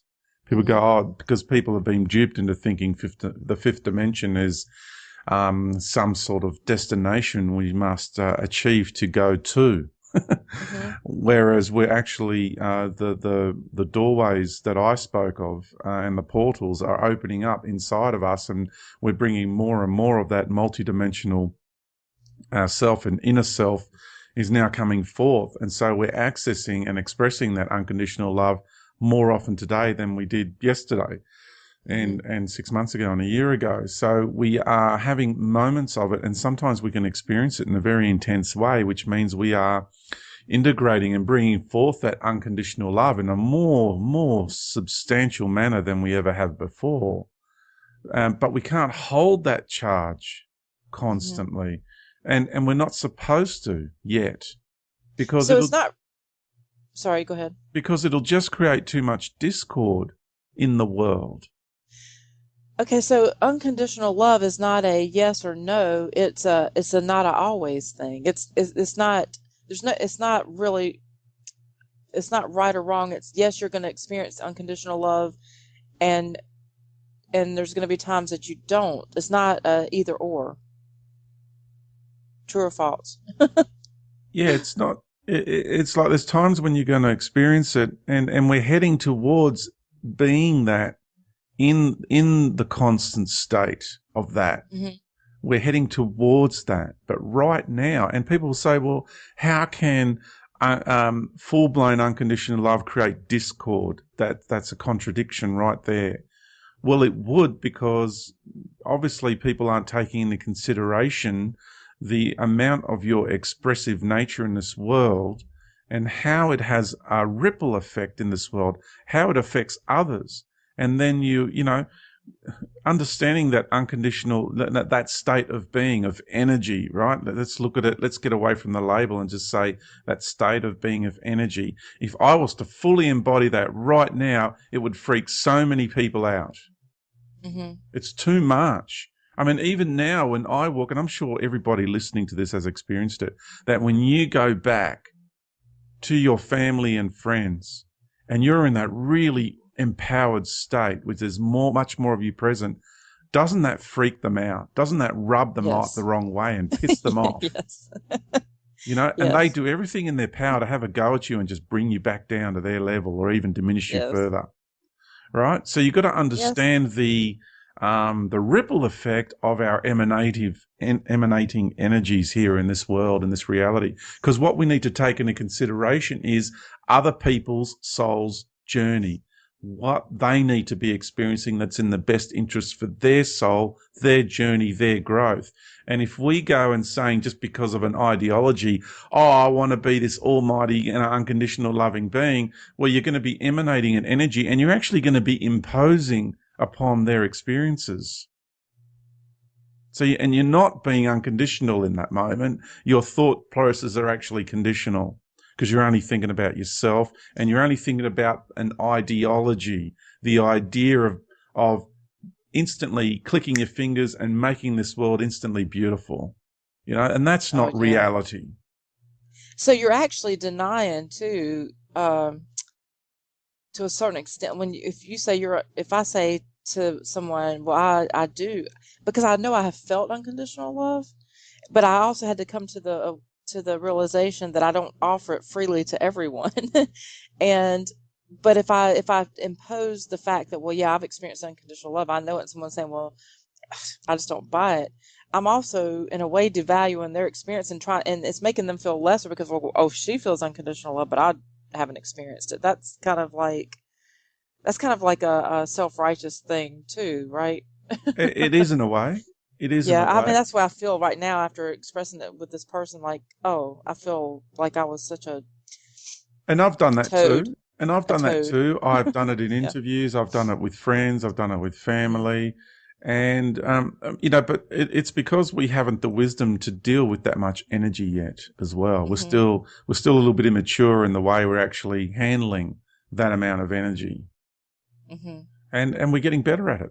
I'm much better today than I was, you know, last week in regards to handling the energies. And we get, you know, 2 steps forward, 1 step back, 5 steps forward, 4 steps back, 3 steps forwards, and sometimes we'll go 6 or 7 steps back. Yeah. But the general curve, the general momentum is forward always. And we've got to not be Right. so judgmental or hard on ourselves either, and just understand that we need to take other people's journeys and where they're at into consideration a lot more than we're currently doing. True. Yeah, very true. I mean, I see that clearly. Yeah. I mean, you're, I talked myself out of it while I was trying to prove my point anyway, Yeah. which was what was so funny. I was like, I'm talking myself out of this. All right. Okay. So, there's another area of sovereignty. Hmm. Okay. That's great, because I And, was just thinking about, I didn't quite finish wanting to say everything about unconditional love, okay. No, you go ahead. but it ties in with sovereignty because, there's, we have our own integrity and the love of our soul and our inner self, which is coming to the surface and coming forth. And there are times when we do need to express that, and it does rub people up the wrong way. See? But then, Hmm. and now this is going to be like a contradiction to what I just previously said. But you got to understand the dynamics of life, okay? So now all of a sudden we're in the situation where we do need to make a stand, and we need to be assertive, and we need to defend our sovereignty and our integrity and that authentic nature and our soul expression. And that's being unconditional. Like, in other words, there's no conditions here. I'm going to make a stand here, and whether you like it or not, I don't give a shit, basically. Hmm. Hmm. And that's unconditional love as well, because there's no conditions. See, love, if people say love is all there is, okay, well, okay, let's look at that statement. Love is all there is. And I'm going to go off on a tangent here, but it's a very important tangent. All right. Love is all there is. What does that mean to you? Um, it doesn't ring true in this reality to me. I see it from a higher inner self uh, level, but in this reality, I couldn't say that love is all there is. Well, if love is all there is, that means evil exists within love. Because evil exists. People go, oh, True. evil's just an illusion. It doesn't really exist. Well, hang on a minute. There's a baby being raped in the world right now. I've Right. been on the receiving end of being raped and tortured. What are you talking about? What an insane, deluded statement to say that evil does not exist. That is total denial of reality, And so if Mhm. love is all there is, then that means evil exists within love. Oh, this is going to be interesting because we're going to be talking about this soon. Right? So we've got to take an understanding of that the creator of this universe, there is no judgment. There is Mhm. experiences and co-creations. And so when we fall into that trap of ideological, spiritual ideologies and ideological spiritualism, it's so dangerous, because you're really narrowing your scope of understanding of the greater magnitude of the dynamics of life and the machinations of life in this universe.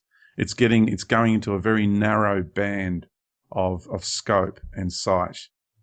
And so we've got to realize that when we talk about unconditional love, well, from that place of inner self, higher self, fifth dimension and beyond, all those other realms, they're all the realms that are the composing realms, the conductors and the orchestrators of all these experiences within the great arena. So who do you think is creating all these evil experiences? We all are together. Right. Yeah? So there is no judgment here. But to say it doesn't exist and there's only love and everything's beautiful and the rest is all just an illusion is a psychosis, basically, on a universal scale. Okay. I'm going to read a little bit of some of that, of what was in your book, what is in your book, and then I'm going to ask you a couple questions if that's okay. Yeah. Okay. You express in your book, the consciousness and spirit of the planet Saturn is insanely jealous of who the sun and the earth are and what they are creating here. It is Saturn who sees himself to be the exalted one. So who is the consciousness and spirit of the planet Saturn? It is an aspect of the God who is claiming to be the creator and ruler of all life on all levels of all that is and all that exists. It is the god of religions. The cosmic entity is androgynous, but we are currently dealing with its masculine expression and aspects. He embodies the archetype of the authoritarian, the dominant father, and the taskmaster. He has issues of control and places limitations on us, therefore providing the challenge of working through these limitations. Saturn is a planetary aspect of the creator of the false synthetic light constructs and resultant paradigms and dimensional realities. He is the master of the passive-aggressive programs. He is the keeper of time as we know it, and is therefore the creator and keeper of the matrix. Because of who and what we are, this cosmic entity, as Saturn, has wanted nothing more than to take control of this solar system and specifically our Earth Mother and her humanity. Saturn is not the creator of this star system, so he needed to find a way to take control of it. He could only do this by manipulating the existent energetic patterns or foundational frequencies and then go about implementing his own programs. That's kind of interesting because that may go back to the distorted will also Yeah. that you were talking about earlier. Yeah, when people get into numbers and they get into time and, oh, look, it's, this, and they get into dates and all that. Well, there's two things going on there. They're getting into the time code and the time sequence and the new timeline that's being created here for this reality, which is peeling and severing the human race from its own planetary mother.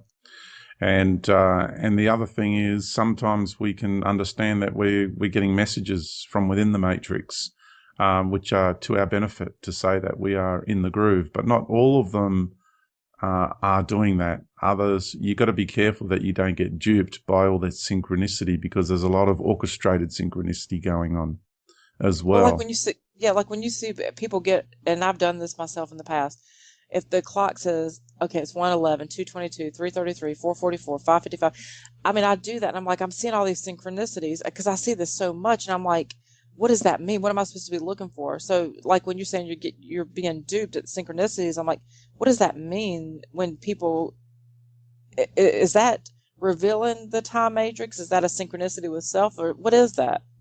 People must always remember that it is always in reference to the matrix of time. Okay. That's what it is a reference to. And people think that it's actually a reference to something much more majestic, and it's Yes. not. And it's not. See, I'm guilty.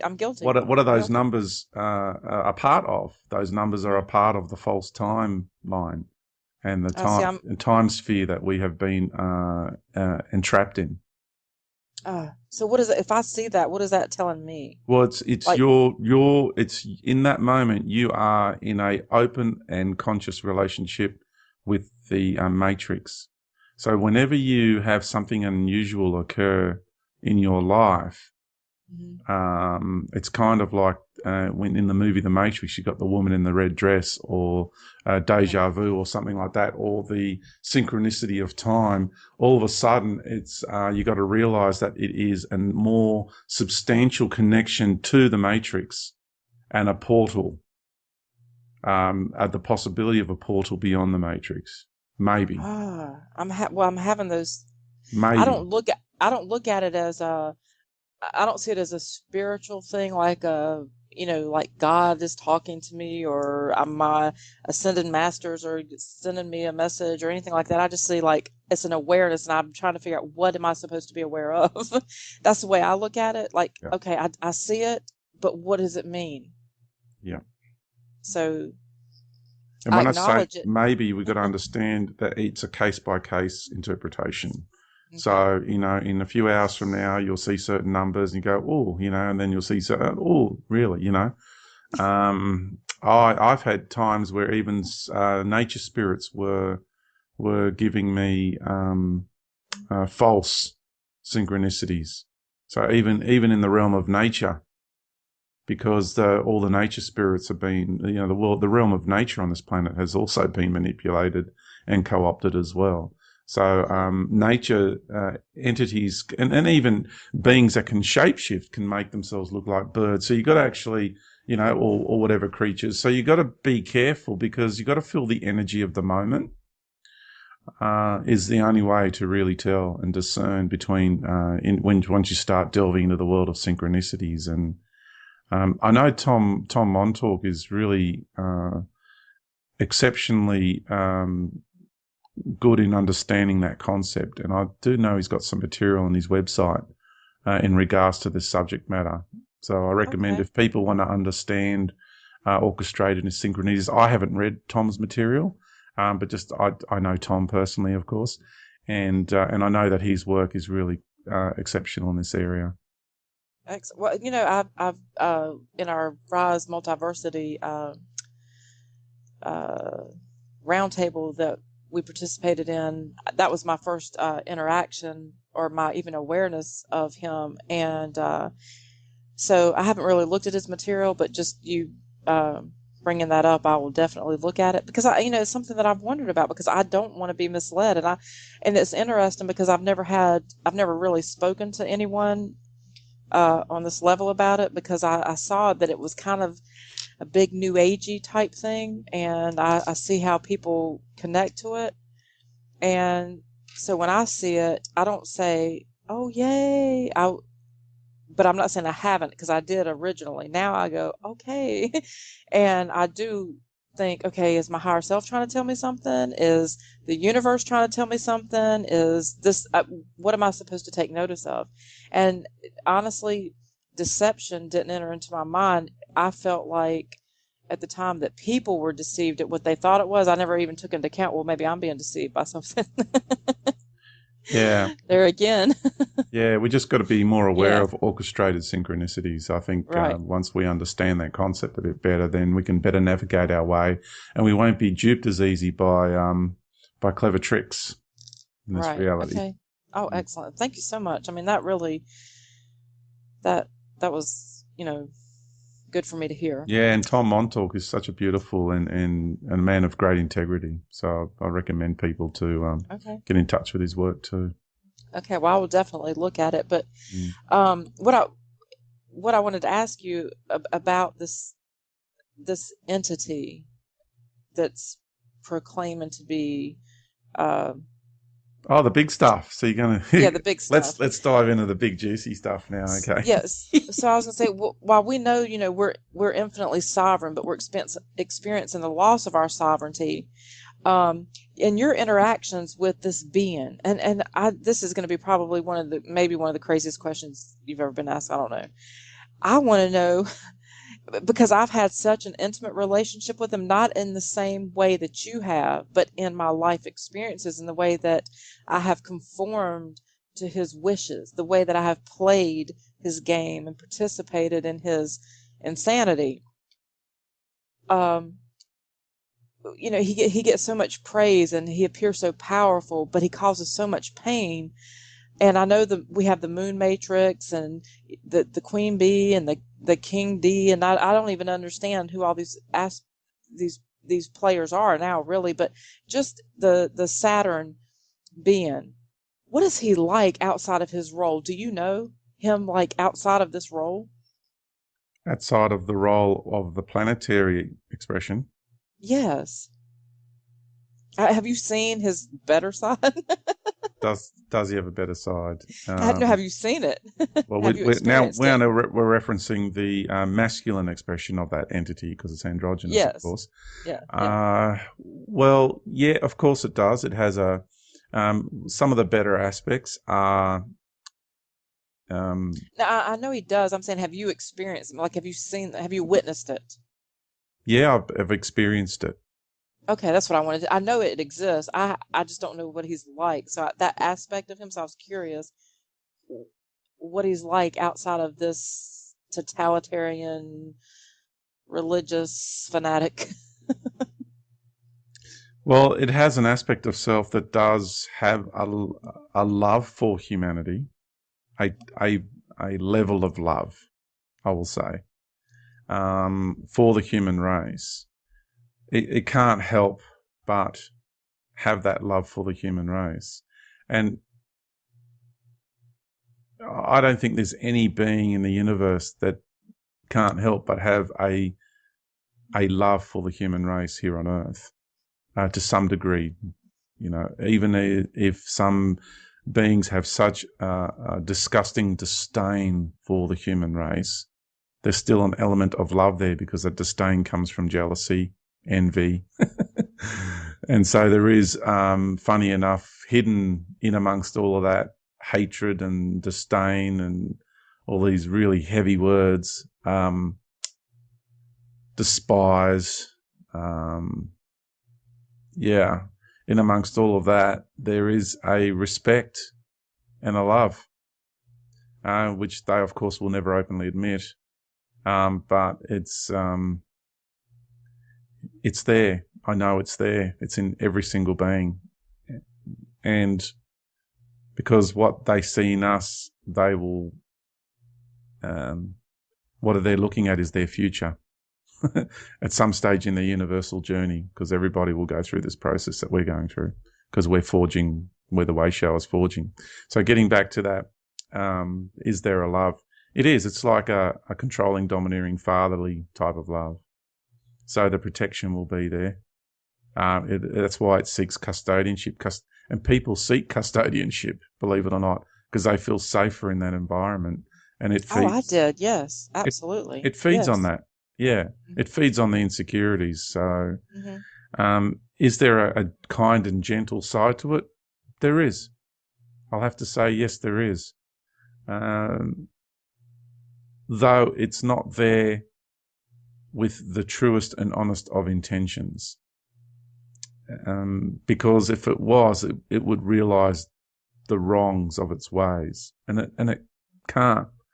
So a lot of the unfortunate side to the level of its sincerity towards the human race is unfortunately a manufactured and fake sincerity.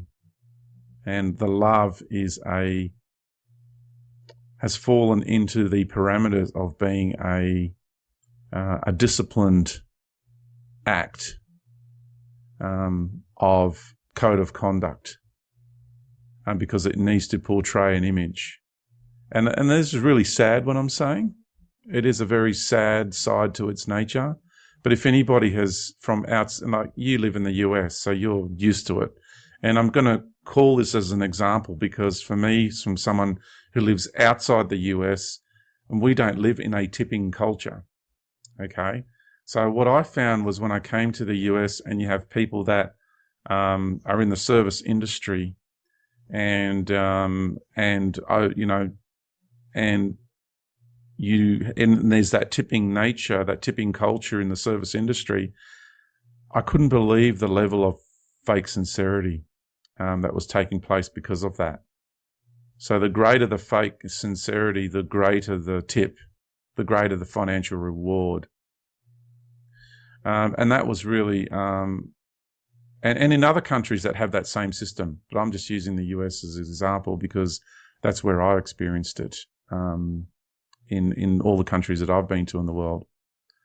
And so I found that really sad, and that gave me a wonderful experience also and an insight, because it was an energetic match with the fake sincerity that I've experienced from that entity in my life and in other lives and on universally speaking. When I was traveling, and those aspects of me that are still within its domains. So people, when they don't have that point of reference of true sincerity from the heart, it's the fake, it's that false sincerity. Politicians are great at it in this world. And I would say, this is going to be really harsh, but religious representatives are really good at it. Oh, yeah. Right, really good at it.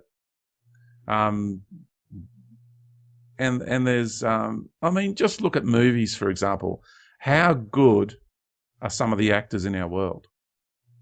That they have to convince you while you're watching that movie that they're in love with that person in the movie. And how good are some of those actors? Right. Yeah? And some of them are really convincing. And some of them Yeah. you can actually see that they do have the hots for that person, that they're acting with. And then some of them you could see that they really don't like having to pretend to be, in love with that person, but they're doing it because they're getting paid for it. But there's some of them that are just superb actors. Well, you're Really, probably feeling that on a different level than most people, because most people would fall for it every time. really good at it. But some of Yeah. them are really, Patricia, some of them are really good at it. I Really. know. Yeah. And I just feel sorry for the people who are in relationships with these people, because it'd be hard for some people to tell, to have these Right. people as personal friends and to be in a more intimate relationship with them, whether they're being fake or they're being sincere, or it's the fake Right. sincerity. And so and that's just, what we see in the movies. So take it on the level of an entity who's been approaching planetary systems and star systems and galactic systems and implementing that fake sincerity for eons of time, how good it's gotten at it. And and that is what we're dealing with. Well, I felt like this was something that was important to cover, because so many people are affected by this being. So many people have been, especially for those that come out of, and I can speak for myself, and I can speak for uh, others just by observing their pain after parting ways, or believing that they've parted ways with this being, that knowing that, or just having some kind of uh, awareness that, yeah, I've got a really dark side to me, uh, and I'm very aware of that dark side. I also have this very kind, loving, gentle, light side of myself. I can't really deny either part of me, but see, there's this part of me that has some compassion for this being, because I do realize that as we all come, and this is, and maybe I'm wrong, we'll communicate on this together, but I feel as we are coming out of this trance, that this being is now going to be subject to the very same things that he has exposed us to. And then, of course, we agreed to go into this relationship with him, but he's going to at some point have to feel the rejection and the anger and the outrage and everything that he's created. So I kind of want to have a compassion and understanding, an empathy for him, because I can see myself as the character in the role of being the religious fanatic, and what I did to other people, because I accepted that role, and I accepted um, the programming that he implemented, and how I projected that onto other people, and how I would like to have some sort of compassion and empathy and understanding. Does that make sense? Yeah, absolutely. You were recruited, and Yes. you became a fantastic salesperson. I was going to say, and I became a recruiter. Yeah, and you became a recruiter as well. Yeah. And you were doing the best you could with what you knew at the time. So there's no judgment on what you did, and that anguish and I suppose a small level of resentment. Maybe it's a great level of resentment. I don't know. But whatever it is you're feeling is giving you a wonderful insight, because that brings about hope, doesn't it? Brings the word Yeah. hope into the equation, that being will one day see its ways. Because I'm going to share something with you really quite amazing now. Okay. A question to ask yourself: if we have seen, done, and been everything in this universe there is to see, do, and be, and we're at the end of the journey, and this will be the big bombshell too, another big bombshell coming up now. All right, so Okay. brace yourselves. Okay. How many of the people who are winding up their journey can really come to the terms with the fact that we have all played that role in this universe at some stage or another?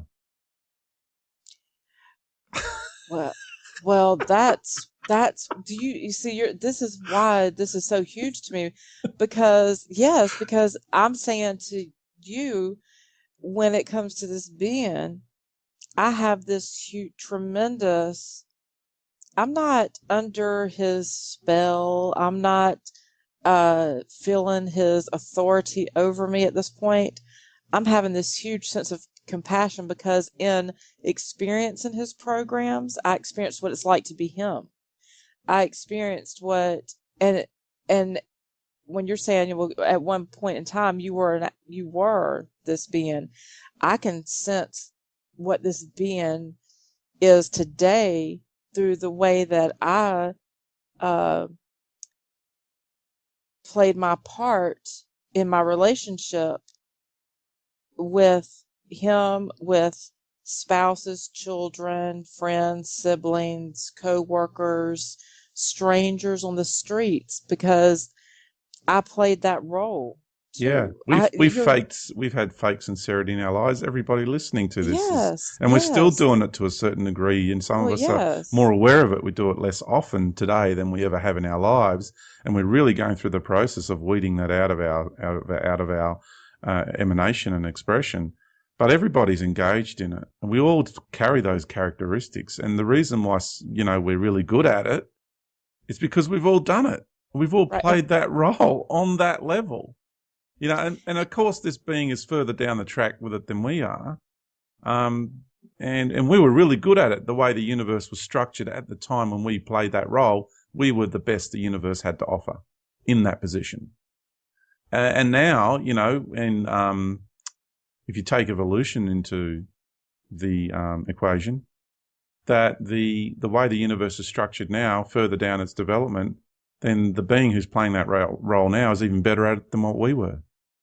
Right. But now let me ask you this, because this is the way that I have always viewed, I won't say always, but this is the way for a very long time that I have viewed, one would look at this being as an abuser of authority, an abuser of power. Absolutely. Okay, the way that I see abusers, and see, this is again, and I just, I could actually, if I just stopped for a minute, I quit talking, I started feeling it completely within, then I would feel a great sadness and loneliness and fear and insecurity. Mm-hmm. Because when someone has to proclaim on such a high level this authoritarian, powerful, abusive position, then I say that person is so scared, so Exactly. lonely, Exactly. so in need of someone to stop and say, I love you. I love you. Yeah. And how insidious is it that you've got billions of people saying all around the world that they love that entity, and it's not listening at this point in time. All it's doing is it's feeding off it. but they don't really It's love him either. nourishing. It's nourishing, and it's not true love. They don't truly love it. Yeah, it's devotion. Exactly. Well, it's that is the program. So then, see, that's the difference. Like now, for me, it's like, and I really want to be humble and honest and full of integrity when I express this, because this is coming from a true place of authenticity for me. It's not this love that I thought that I had for this being, because I was in submission and subjection. I was in the trance. I was in the, you're my daddy, you're my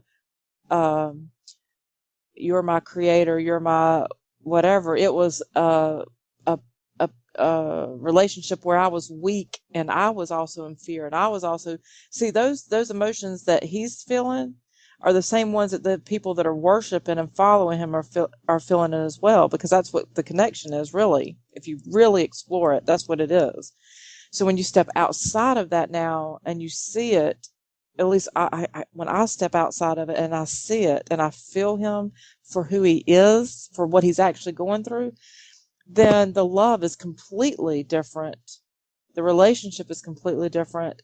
And so I'm like, golly, yes, you're crazy. I mean, look at all this power you need. And then I see, oh, but you know what? I can relate the same thing that I would have experienced with my mother and go, wow, she was a woman in pain. She was a woman that suffered. She was very abusive, very dominated. And it wouldn't just be her, be other people in my life, and even myself in experiences and relationships that I've had where I've projected the same thing. We do this in our greatest moments of fear and weakness and longing for that whole feeling of pure unconditional love. I mean, I know even if he's not aware of who he is, because I don't really know, like you were saying, we're all affected by the matrix. So it's kind of, when we say that, when we feel like that Mother Earth or in this being or any of us have a full understanding, we're all impacted because we're all still here participating. I just have this different perception and feeling for this being, and I want to be sure that not sure, I just want to express that to other people because I'm seeing it from a different point of being under his control, if that makes sense. Yeah, it is. It makes perfect sense. Okay. All right. Well, because it is control. Mm-hmm. And if you can look at it from the point of view, I had a most wonderful private session with a lady of great wisdom, and her name is Pu Yi, and she shared with me a wonderful exchange she had with you can pretty much call it a monastic sister, and Pu Yi asked the monastic sister in relation to all the statues, so all the false idols that people were worshipping in the grounds there, and this one sister turned around and said, think of all these statues as the handrails on a set of stairs. For those that haven't the capacity to walk those stairs on their own, in their own accord, in their own power, they need to lean on the handrail until they get to the point where they can actually walk those stairs on their own. And so it's like a crutch. If you could look at these characters in the arena, all these false deities, they're really there for the people who are still riding their little push bikes with the training wheels on. This is another way of looking at it, okay? Sure. And until we get to the point where we can actually ride that bike on our own, in other words, take control of our lives and really be able to stand on our own without having Daddy running behind holding the seat up for us to make sure we don't fall over. These characters are playing those sorts of roles. Yeah, that's putting a nice spin on it now, okay? Yeah, no, I get it though. And I thought that was such a wonderful explanation that until you no longer need that handrail, until we no longer need the training wheels, that's what people, if you see the path that you've gone through in this life, that is the path you've gone through in this life, isn't it? That you Definitely. that being played the role of the handrail for you because you weren't able to stand on your own. Absolutely. And it when you were just sharing that, it reminded me, and I really can't quote the scripture because it's been so long since I've looked at it, but it's another way of expressing something you're probably familiar with too, because you have experience with religion. There's scriptures that talk about when you're not really able to eat solid food because you still require, basically like liquid food. You're not able to take on sustaining yourself. You're relying on someone else to sustain you. It would be kind of the same concept. There was a time where I felt like that I wasn't worthy enough, and I did need someone to sustain me. So it would be the exact same thing, that this being was helping me as I was able to go from being an infant to a toddler, to a child, to a teen, to a young adult, to an adult, to all of a sudden now, okay, I'm an independent, free, sovereign being. So I can see that, yes, it was the handrail. It was the milk before I was able to eat the solid food. It was everything that was there for me until I was able to do it on my own and acknowledge that about myself. Yeah, and when Yes. I said putting a nice spin on it, I don't, it's probably the wrong way to express it. This is looking at the much more greater and majestic perspective to our current situation with these entities. Yeah. No, I mean, you expressed it fine for me. Mm. So, okay, this is my last thing that I want to cover, and I'm not going to draw it out too long, but I'm going to. This gets into, for me, the concept of heaven, of the fifth dimension, Avalon, ascension. And so I just, after, reading things that you have written and my own experiences and me exploring how I feel about it, I'd like to read some of what you've written, and then I'd like to express how I feel and see it, and then I'd like to discuss it just for a few minutes, if that's okay. Sure. And I just want to thank you, so much for sharing your knowledge and your wisdom on sovereignty, because I really appreciated that so much. And I feel like everything's been just kind of tying together tonight in just a phenomenal, perfect way for me. Okay. To me, one of the reasons I wanted this to be the last thing that we discussed tonight, because when we think of like going into the fifth dimension and beyond, the place of Avalon or heaven, we know it's a beautiful place that whether we can remember it or not, we know we have fond memories, and we're trying to awake to those memories, and we're also trying to really return to that place at our perfect time. And in your book, you wrote, when one is up in the higher dimensions, in the fifth, sixth, and seventh, the realms of the higher self, one is immersed in harmonized light. Looking up to these levels from down here, the fifth is where what one would call heaven begins. The fifth is the lowest vibratory realm of heaven, also called Avalon, Shambhala, Paradise, Tula, Dreamtime, Valhalla, and many other names, as each culture has their own interpretation of this realm.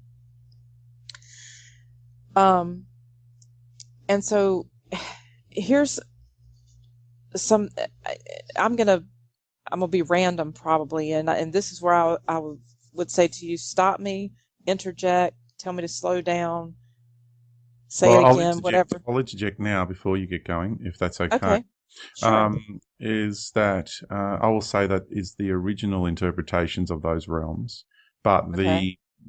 the idea of heaven has been distorted in recent millennia and recent eras on this planet.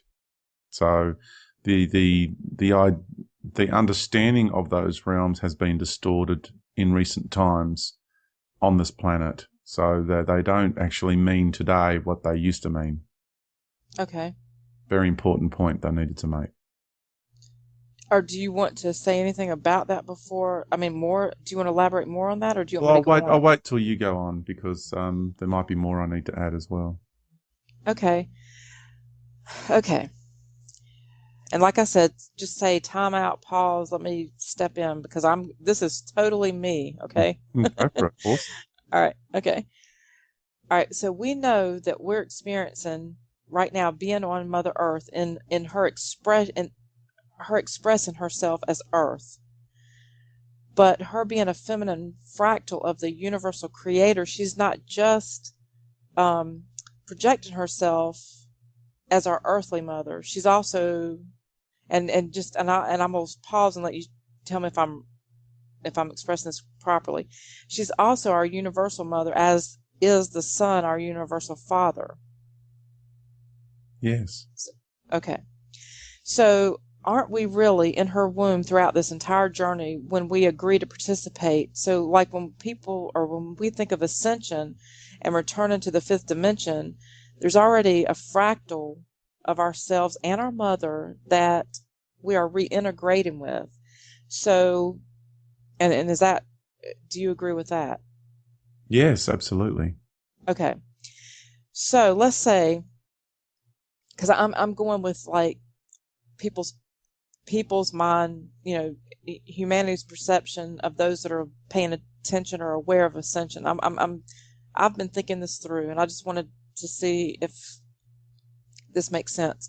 So let's say that I know that this is my last lifetime on Mother expressing herself as Earth, and I'm ascending back to, and is this wording correct? I'm ascending back to the fifth dimension. Okay. Are you with me so far? Okay. Yeah. Okay. So we have all these heavenly realms that we have known of in the past, and people would strive to reach those realms after their life on Earth. Okay. Now, there's something different going on this time. Okay. Because now we're at the end of the cycle. If people just want to go back to those realms, those specific realms like the fifth dimension, maybe some people are going to go there. That's why there's that dialogue happening in our world see, today. I don't. Okay. Yeah. I don't. Yeah. Okay. And maybe that's being propagated by those people. That's where they want to go. That's where they see themselves going. Okay. Now, for me, I'm going somewhere different. Okay. What I see happening is that all my dimensions of everything that I have seen, done, and been in this universe, my whole universal experience is now imploding into one expression. So, and when I communicate with Mother Earth, she's doing the same thing as a planetary being. She's imploding all of her dimensions because every dimension exists here, every single one of them. Right. And so all dimensions here are imploding. They're all integrating. That's why there's more access to all these different realms. You've got, how much access are we getting to all these different realms symbiotically as we are too accessing the universe from within ourselves. But all of a sudden, around us, there's beings coming from as low as the first dimension coming through. The first dimension in my model doesn't, when I say first dimension, I don't mean the mineral kingdom. That's a different model construct of the universe. So I just want to make that point clear. So in my model of the universe, the lower dimensions of the second and the first dimensions, all the entities and all the civilizations and races and systems and planetary systems and star systems and galactic systems that are existing in that vibratory field of expression in the universe, we're getting more access to them. Very, very low vibrational entities and races and life. So we are, and we're getting access to a lot more races from the fourth and now, beings we're communicating to, accessing life from within our own beingness, because that's you only get through the void, the membrane, the universal membrane, which I refer to as the great void. Can only be accessed from the eternal inner self. So there's people having wonderful communications with other realms and realities via the inner self at the moment. And so there's more and more going on. So that, there is an implosion happening here. So for me, the concept of ascension means that one must strive to go from this planetary earthly realm and leave it and go towards its destination to a reality which is considered to have a higher vibratory field of expression, so that you are going upwards, so you are ascending. Okay. Now, when you look at the plan from this God entity to get people to want to ascend into its heavenly realms, then we begin to realize, hang on a minute, what is all this talk of ascension being allowed to be propagated in our via the internet and via books and it's just being disseminated, it's being propagated, it's being promoted, it's being encouraged throughout our communities now. Everywhere you look, it's prolific. That concept, that idea. Yeah, so you're just making me react. I mean, it's just because it's like every time that thought about this, I keep thinking I don't understand why I would want to just go. If I'm ascended to the fifth dimension, that seems like I'm going. I feel like I'm ascending beyond that. When my ascension takes place, I'm out of here. Like I'm done with this universe. Like everything has reached. Um, all my experiences that I've had within this universe on however many lifetimes that I've had, that they're all really returning to that center point, and everything's being rebalanced. So I'm not going to see, like, I feel like if you were to go to the heavenly realm, it's almost like you're sitting like in the bosom of the woman again, like you're still being cradled. And I'm not saying if that's a good thing or a bad thing, but I'm just saying, like, it feels like I'm still not being sovereign. I'm still being contained within this universe. Exactly. And so I wouldn't want to just ascend to the fifth dimension. It's like the fifth dimension is like, I'm gonna lose my ability to express myself here. I know I am. It's like I'm being catapulted. If I get to the fifth dimension, it's like somebody's got just slow down. Just slow down. It's like the cannon. Just slow down, Patricia. Just slow down. Slow down. Okay, Yeah, I'm getting excited. No, it's good. It's flowing, and what happens? Your tongue's tripping over your teeth, which happens to me. So you can express it. You can. I know you can, because you're doing so fantastic. So there you go. Okay. Just take a breath and now go for it. Okay, thank you. It is where when I enter that fifth dimension, it's like it's where I'm gonna I feel like I'm just gonna explode out of here from that point. Like, I'm not gonna sit in the fifth dimension. That's where I will actually become a universal light creator, and I'm out of this universe. I am back in my higher self, inner self, sovereign level of awareness, and then but see, even on that level, we're still co-creating, and yes, we're back to that place of managing more experiences and going in, and we are integrating with that aspect of our being. It's beyond the void. It's the first point of integration from this level of our understanding. Okay, so that's why it's such a big deal. The fifth dimension is a big deal because it's the first stop on the train line, at this first station that you stop at on the way back towards the soul of full integration. So, but what's happening here, on a much greater picture of things is, I'm no longer going through the ascension process. Mm-hmm. I'm not. And people think, well, hang on, surely you are. And I'm using different labeling now, different terminology, because to me, to use the word ascension is too limiting. Mm-hmm. And I'm actually going through integration and completion. Right. Yeah, yes. That's what I'm actually in the process of, is integration and completion. If I'm going to use one word, it's completion over everything else. Well, see, you're tying into a point that I wanted to try to express, which is, I feel like that for those of us that have been caught up in the ascension process, that we also related every bit of that to being on the planetary body of the feminine aspect of the universal creator. I feel like we attached it so much to the earth, while not realizing that we're not the only beings that are experiencing this universe and all the different dimensions in it. Everyone is going through their experiences as they created them, as in the time frame in which they entered, and so everyone is creating this balance and returning to center point. So all universal beings are experiencing this, because I feel like part of this fear of not ascending has created a lot of goddess worship, and it's also trying to beat down the masculine aspect of the creator. Exactly. And who do you think's running that side of things? I guess that's the queen bee. Queen Bitch is running that side of the program. Absolutely. Yeah. If you look at how she's infiltrated, the divine feminine, she's hijacked the identity of the divine feminine here in this world, and she's portraying herself in so many guises in this world at the moment. It's insidious. It really is.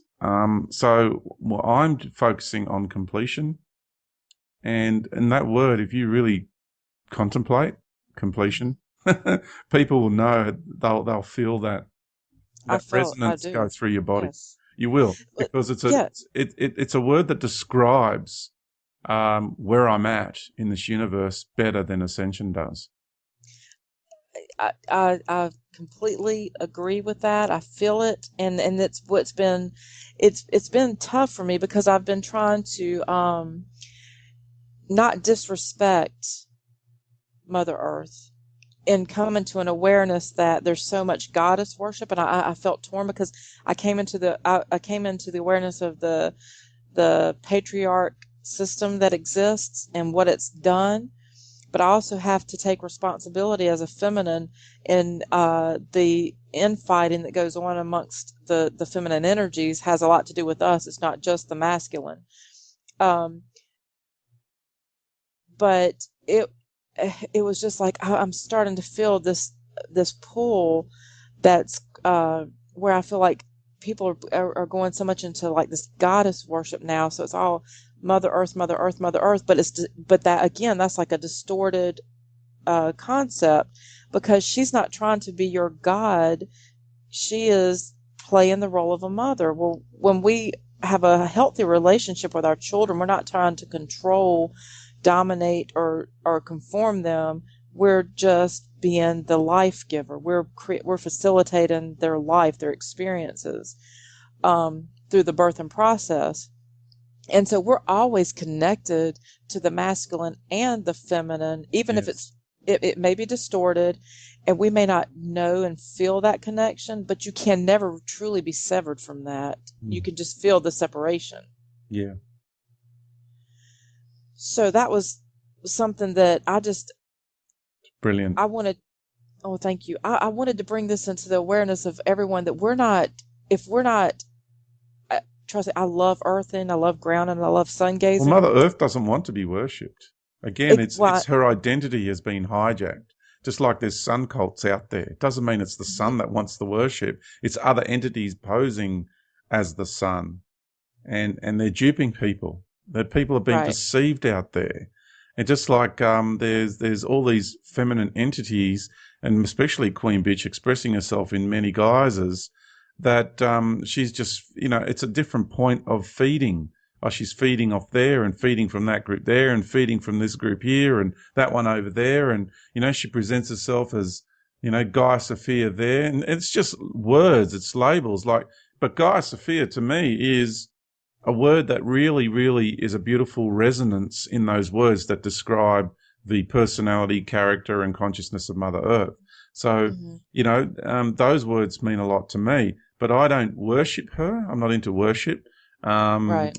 and worship actually meant something quite different to the way we understand that word now in ancient times. And I know I'm in a very deep and intimate relationship with her, and she is behaving, playing the role as my universal mother, Yes. as I birth in her planetary womb. Yes. And it is a very deep and special and sacred relationship. So it's not about worship whatsoever. And you're right, there is a problem with goddess worship in our world because it's making a comeback. Because the plan was to make that a bit of a comeback. The feminine energy needs to make a comeback now because it's everybody's going back home. And where's home? Home is where mother is. Home is where the feminine is. So it's this beautiful dance going on between the deceptive programs and the organic path. They're blurring the lines. You see, the deceptive side of life is aligning itself so closely with the natural path that it blurs the lines so beautifully that people have a really difficult time of discerning between who's who and what's what. And it's doing a fantastic job. And so there's a lot of divine feminine presence coming forward now which is total deception. And so many people are falling for it because they got tired of the patriarchy. So look at it as that the patriarchy is the problem. People have got a reaction, and then the solution to going home is going back home where mum is. And so in a sense, we have got that going on in realistic terms and on a much bigger perspective, universally speaking. That's why we needed to come to this planet, and the divine feminine is providing the place of integration, the planetary womb of integration, so we can go back home, truly go home to our beautiful soul essence, our inner selves and our inner nature. So, and birth this beautiful new expression of life in this universe, to have this unified expression of all that we are in this universe.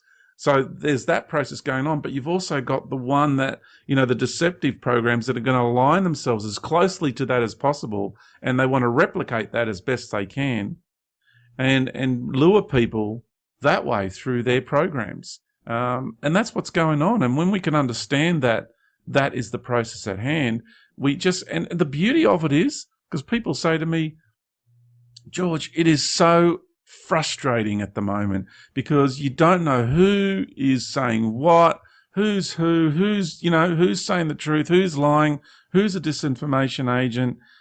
And I've got to tell you, I've been invited in, by a certain somebody into the inner circle of speakers out there. And I said no. I didn't want a part of that group. And I can tell you that the speaker circuit out there is totally infiltrated, and the overwhelming majority of the whole thing is under control. It's all controlled opposition, right? And because I won't play ball, I get singled out. I get a really hard time, to the point where you got somebody that took that pixelated video that I did with Dina so many years ago, and they inserted graphics, pixel graphics of a reptilian claw and things. I saw like that. And if they've gone to that length, I mean, my goodness, what a compliment. They have paid me the biggest compliment, because they really see me as a serious threat for them to go to that degree and that length. And people are falling for it. People are falling for it, Patricia. Yeah. They think it's real. And anyway, so you've got to realize that there's a very real, majestic process at hand, and then there is the deceptive side of it. And we need to understand that the programs that are being presented to us, and all this confusion out there, I'll go back to that statement of confusion. Okay. Is there's a real majesty to it. There's a majestic side to it. And I know you're frustrated, and I know it's really causing a lot of angst in people at the moment, but it is serving a wonderful purpose, because it's actually forcing you to go within yourself and only trust what you have that resides within your own inner self and your own inner sanctum. That place that, there's a part of you, everyone who's listening now, there is a part of you that throughout your life you have been hurt, you have been beaten, you've been diminished by so many people and hurt by so many people in so many different ways. But there's that it's not little, but there's that part of you that no one has ever touched. And that is the part of you that I'm talking about.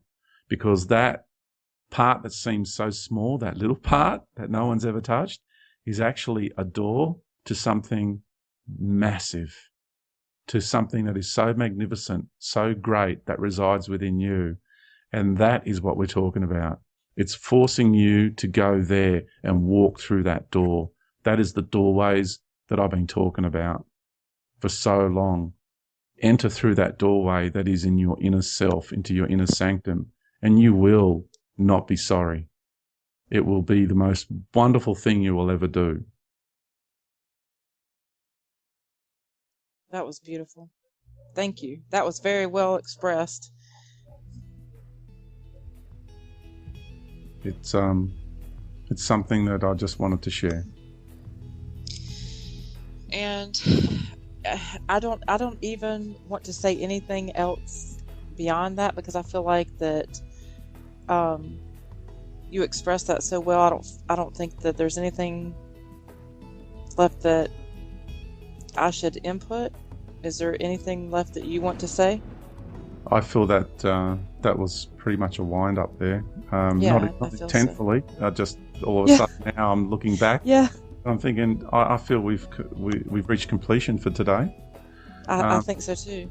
And I was unaware that I was doing that, but now I'm aware that I did that. Yeah. And I feel that we can do this again sometime, Patricia, in Okay. the future. It's been an absolute joy. And I will say eventful and extremely fruitful. Yes. And I want Yes. to thank you, old friend, for allowing, for helping me reach deeper into me. Thank you. Well, you're welcome, and thank you so much for saying that, because I feel the same, and I want to thank you once again, just for sharing your time and with me, and allowing me to explore your very, very personal experiences, your journey, and everything that you've shared tonight has been for me so enlightening and so generous, and I've had so many minutes of or moments of confirmation of where I feel into what my experiences are telling me, and when I get that confirmation, it's rewarding. It's peaceful. It's awesome. It's fantastic. I mean, I don't know how to express it, and I'm just so truly, grateful and full of gratitude on every level for just being able to share this with you, and see that, I see my journey here coming to completion, and I love that so much better than the word ascension. To completion, and I always say, like, this is like my grand finale because I definitely created a lifetime of wild and crazy adventures. Yeah. in this last lifetime, and it's been so many. It's been beautiful, painful, loving, fear, joy, sadness, happiness, anything you could put in words. And yeah, I'm so grateful for it. I'm grateful for you. I'm grateful for everyone that's played a role in it. And just to sum it up, thank you for being you. Thank you, Patricia. Yeah, right back at you, sister. Yep. Thank you. Appreciate that.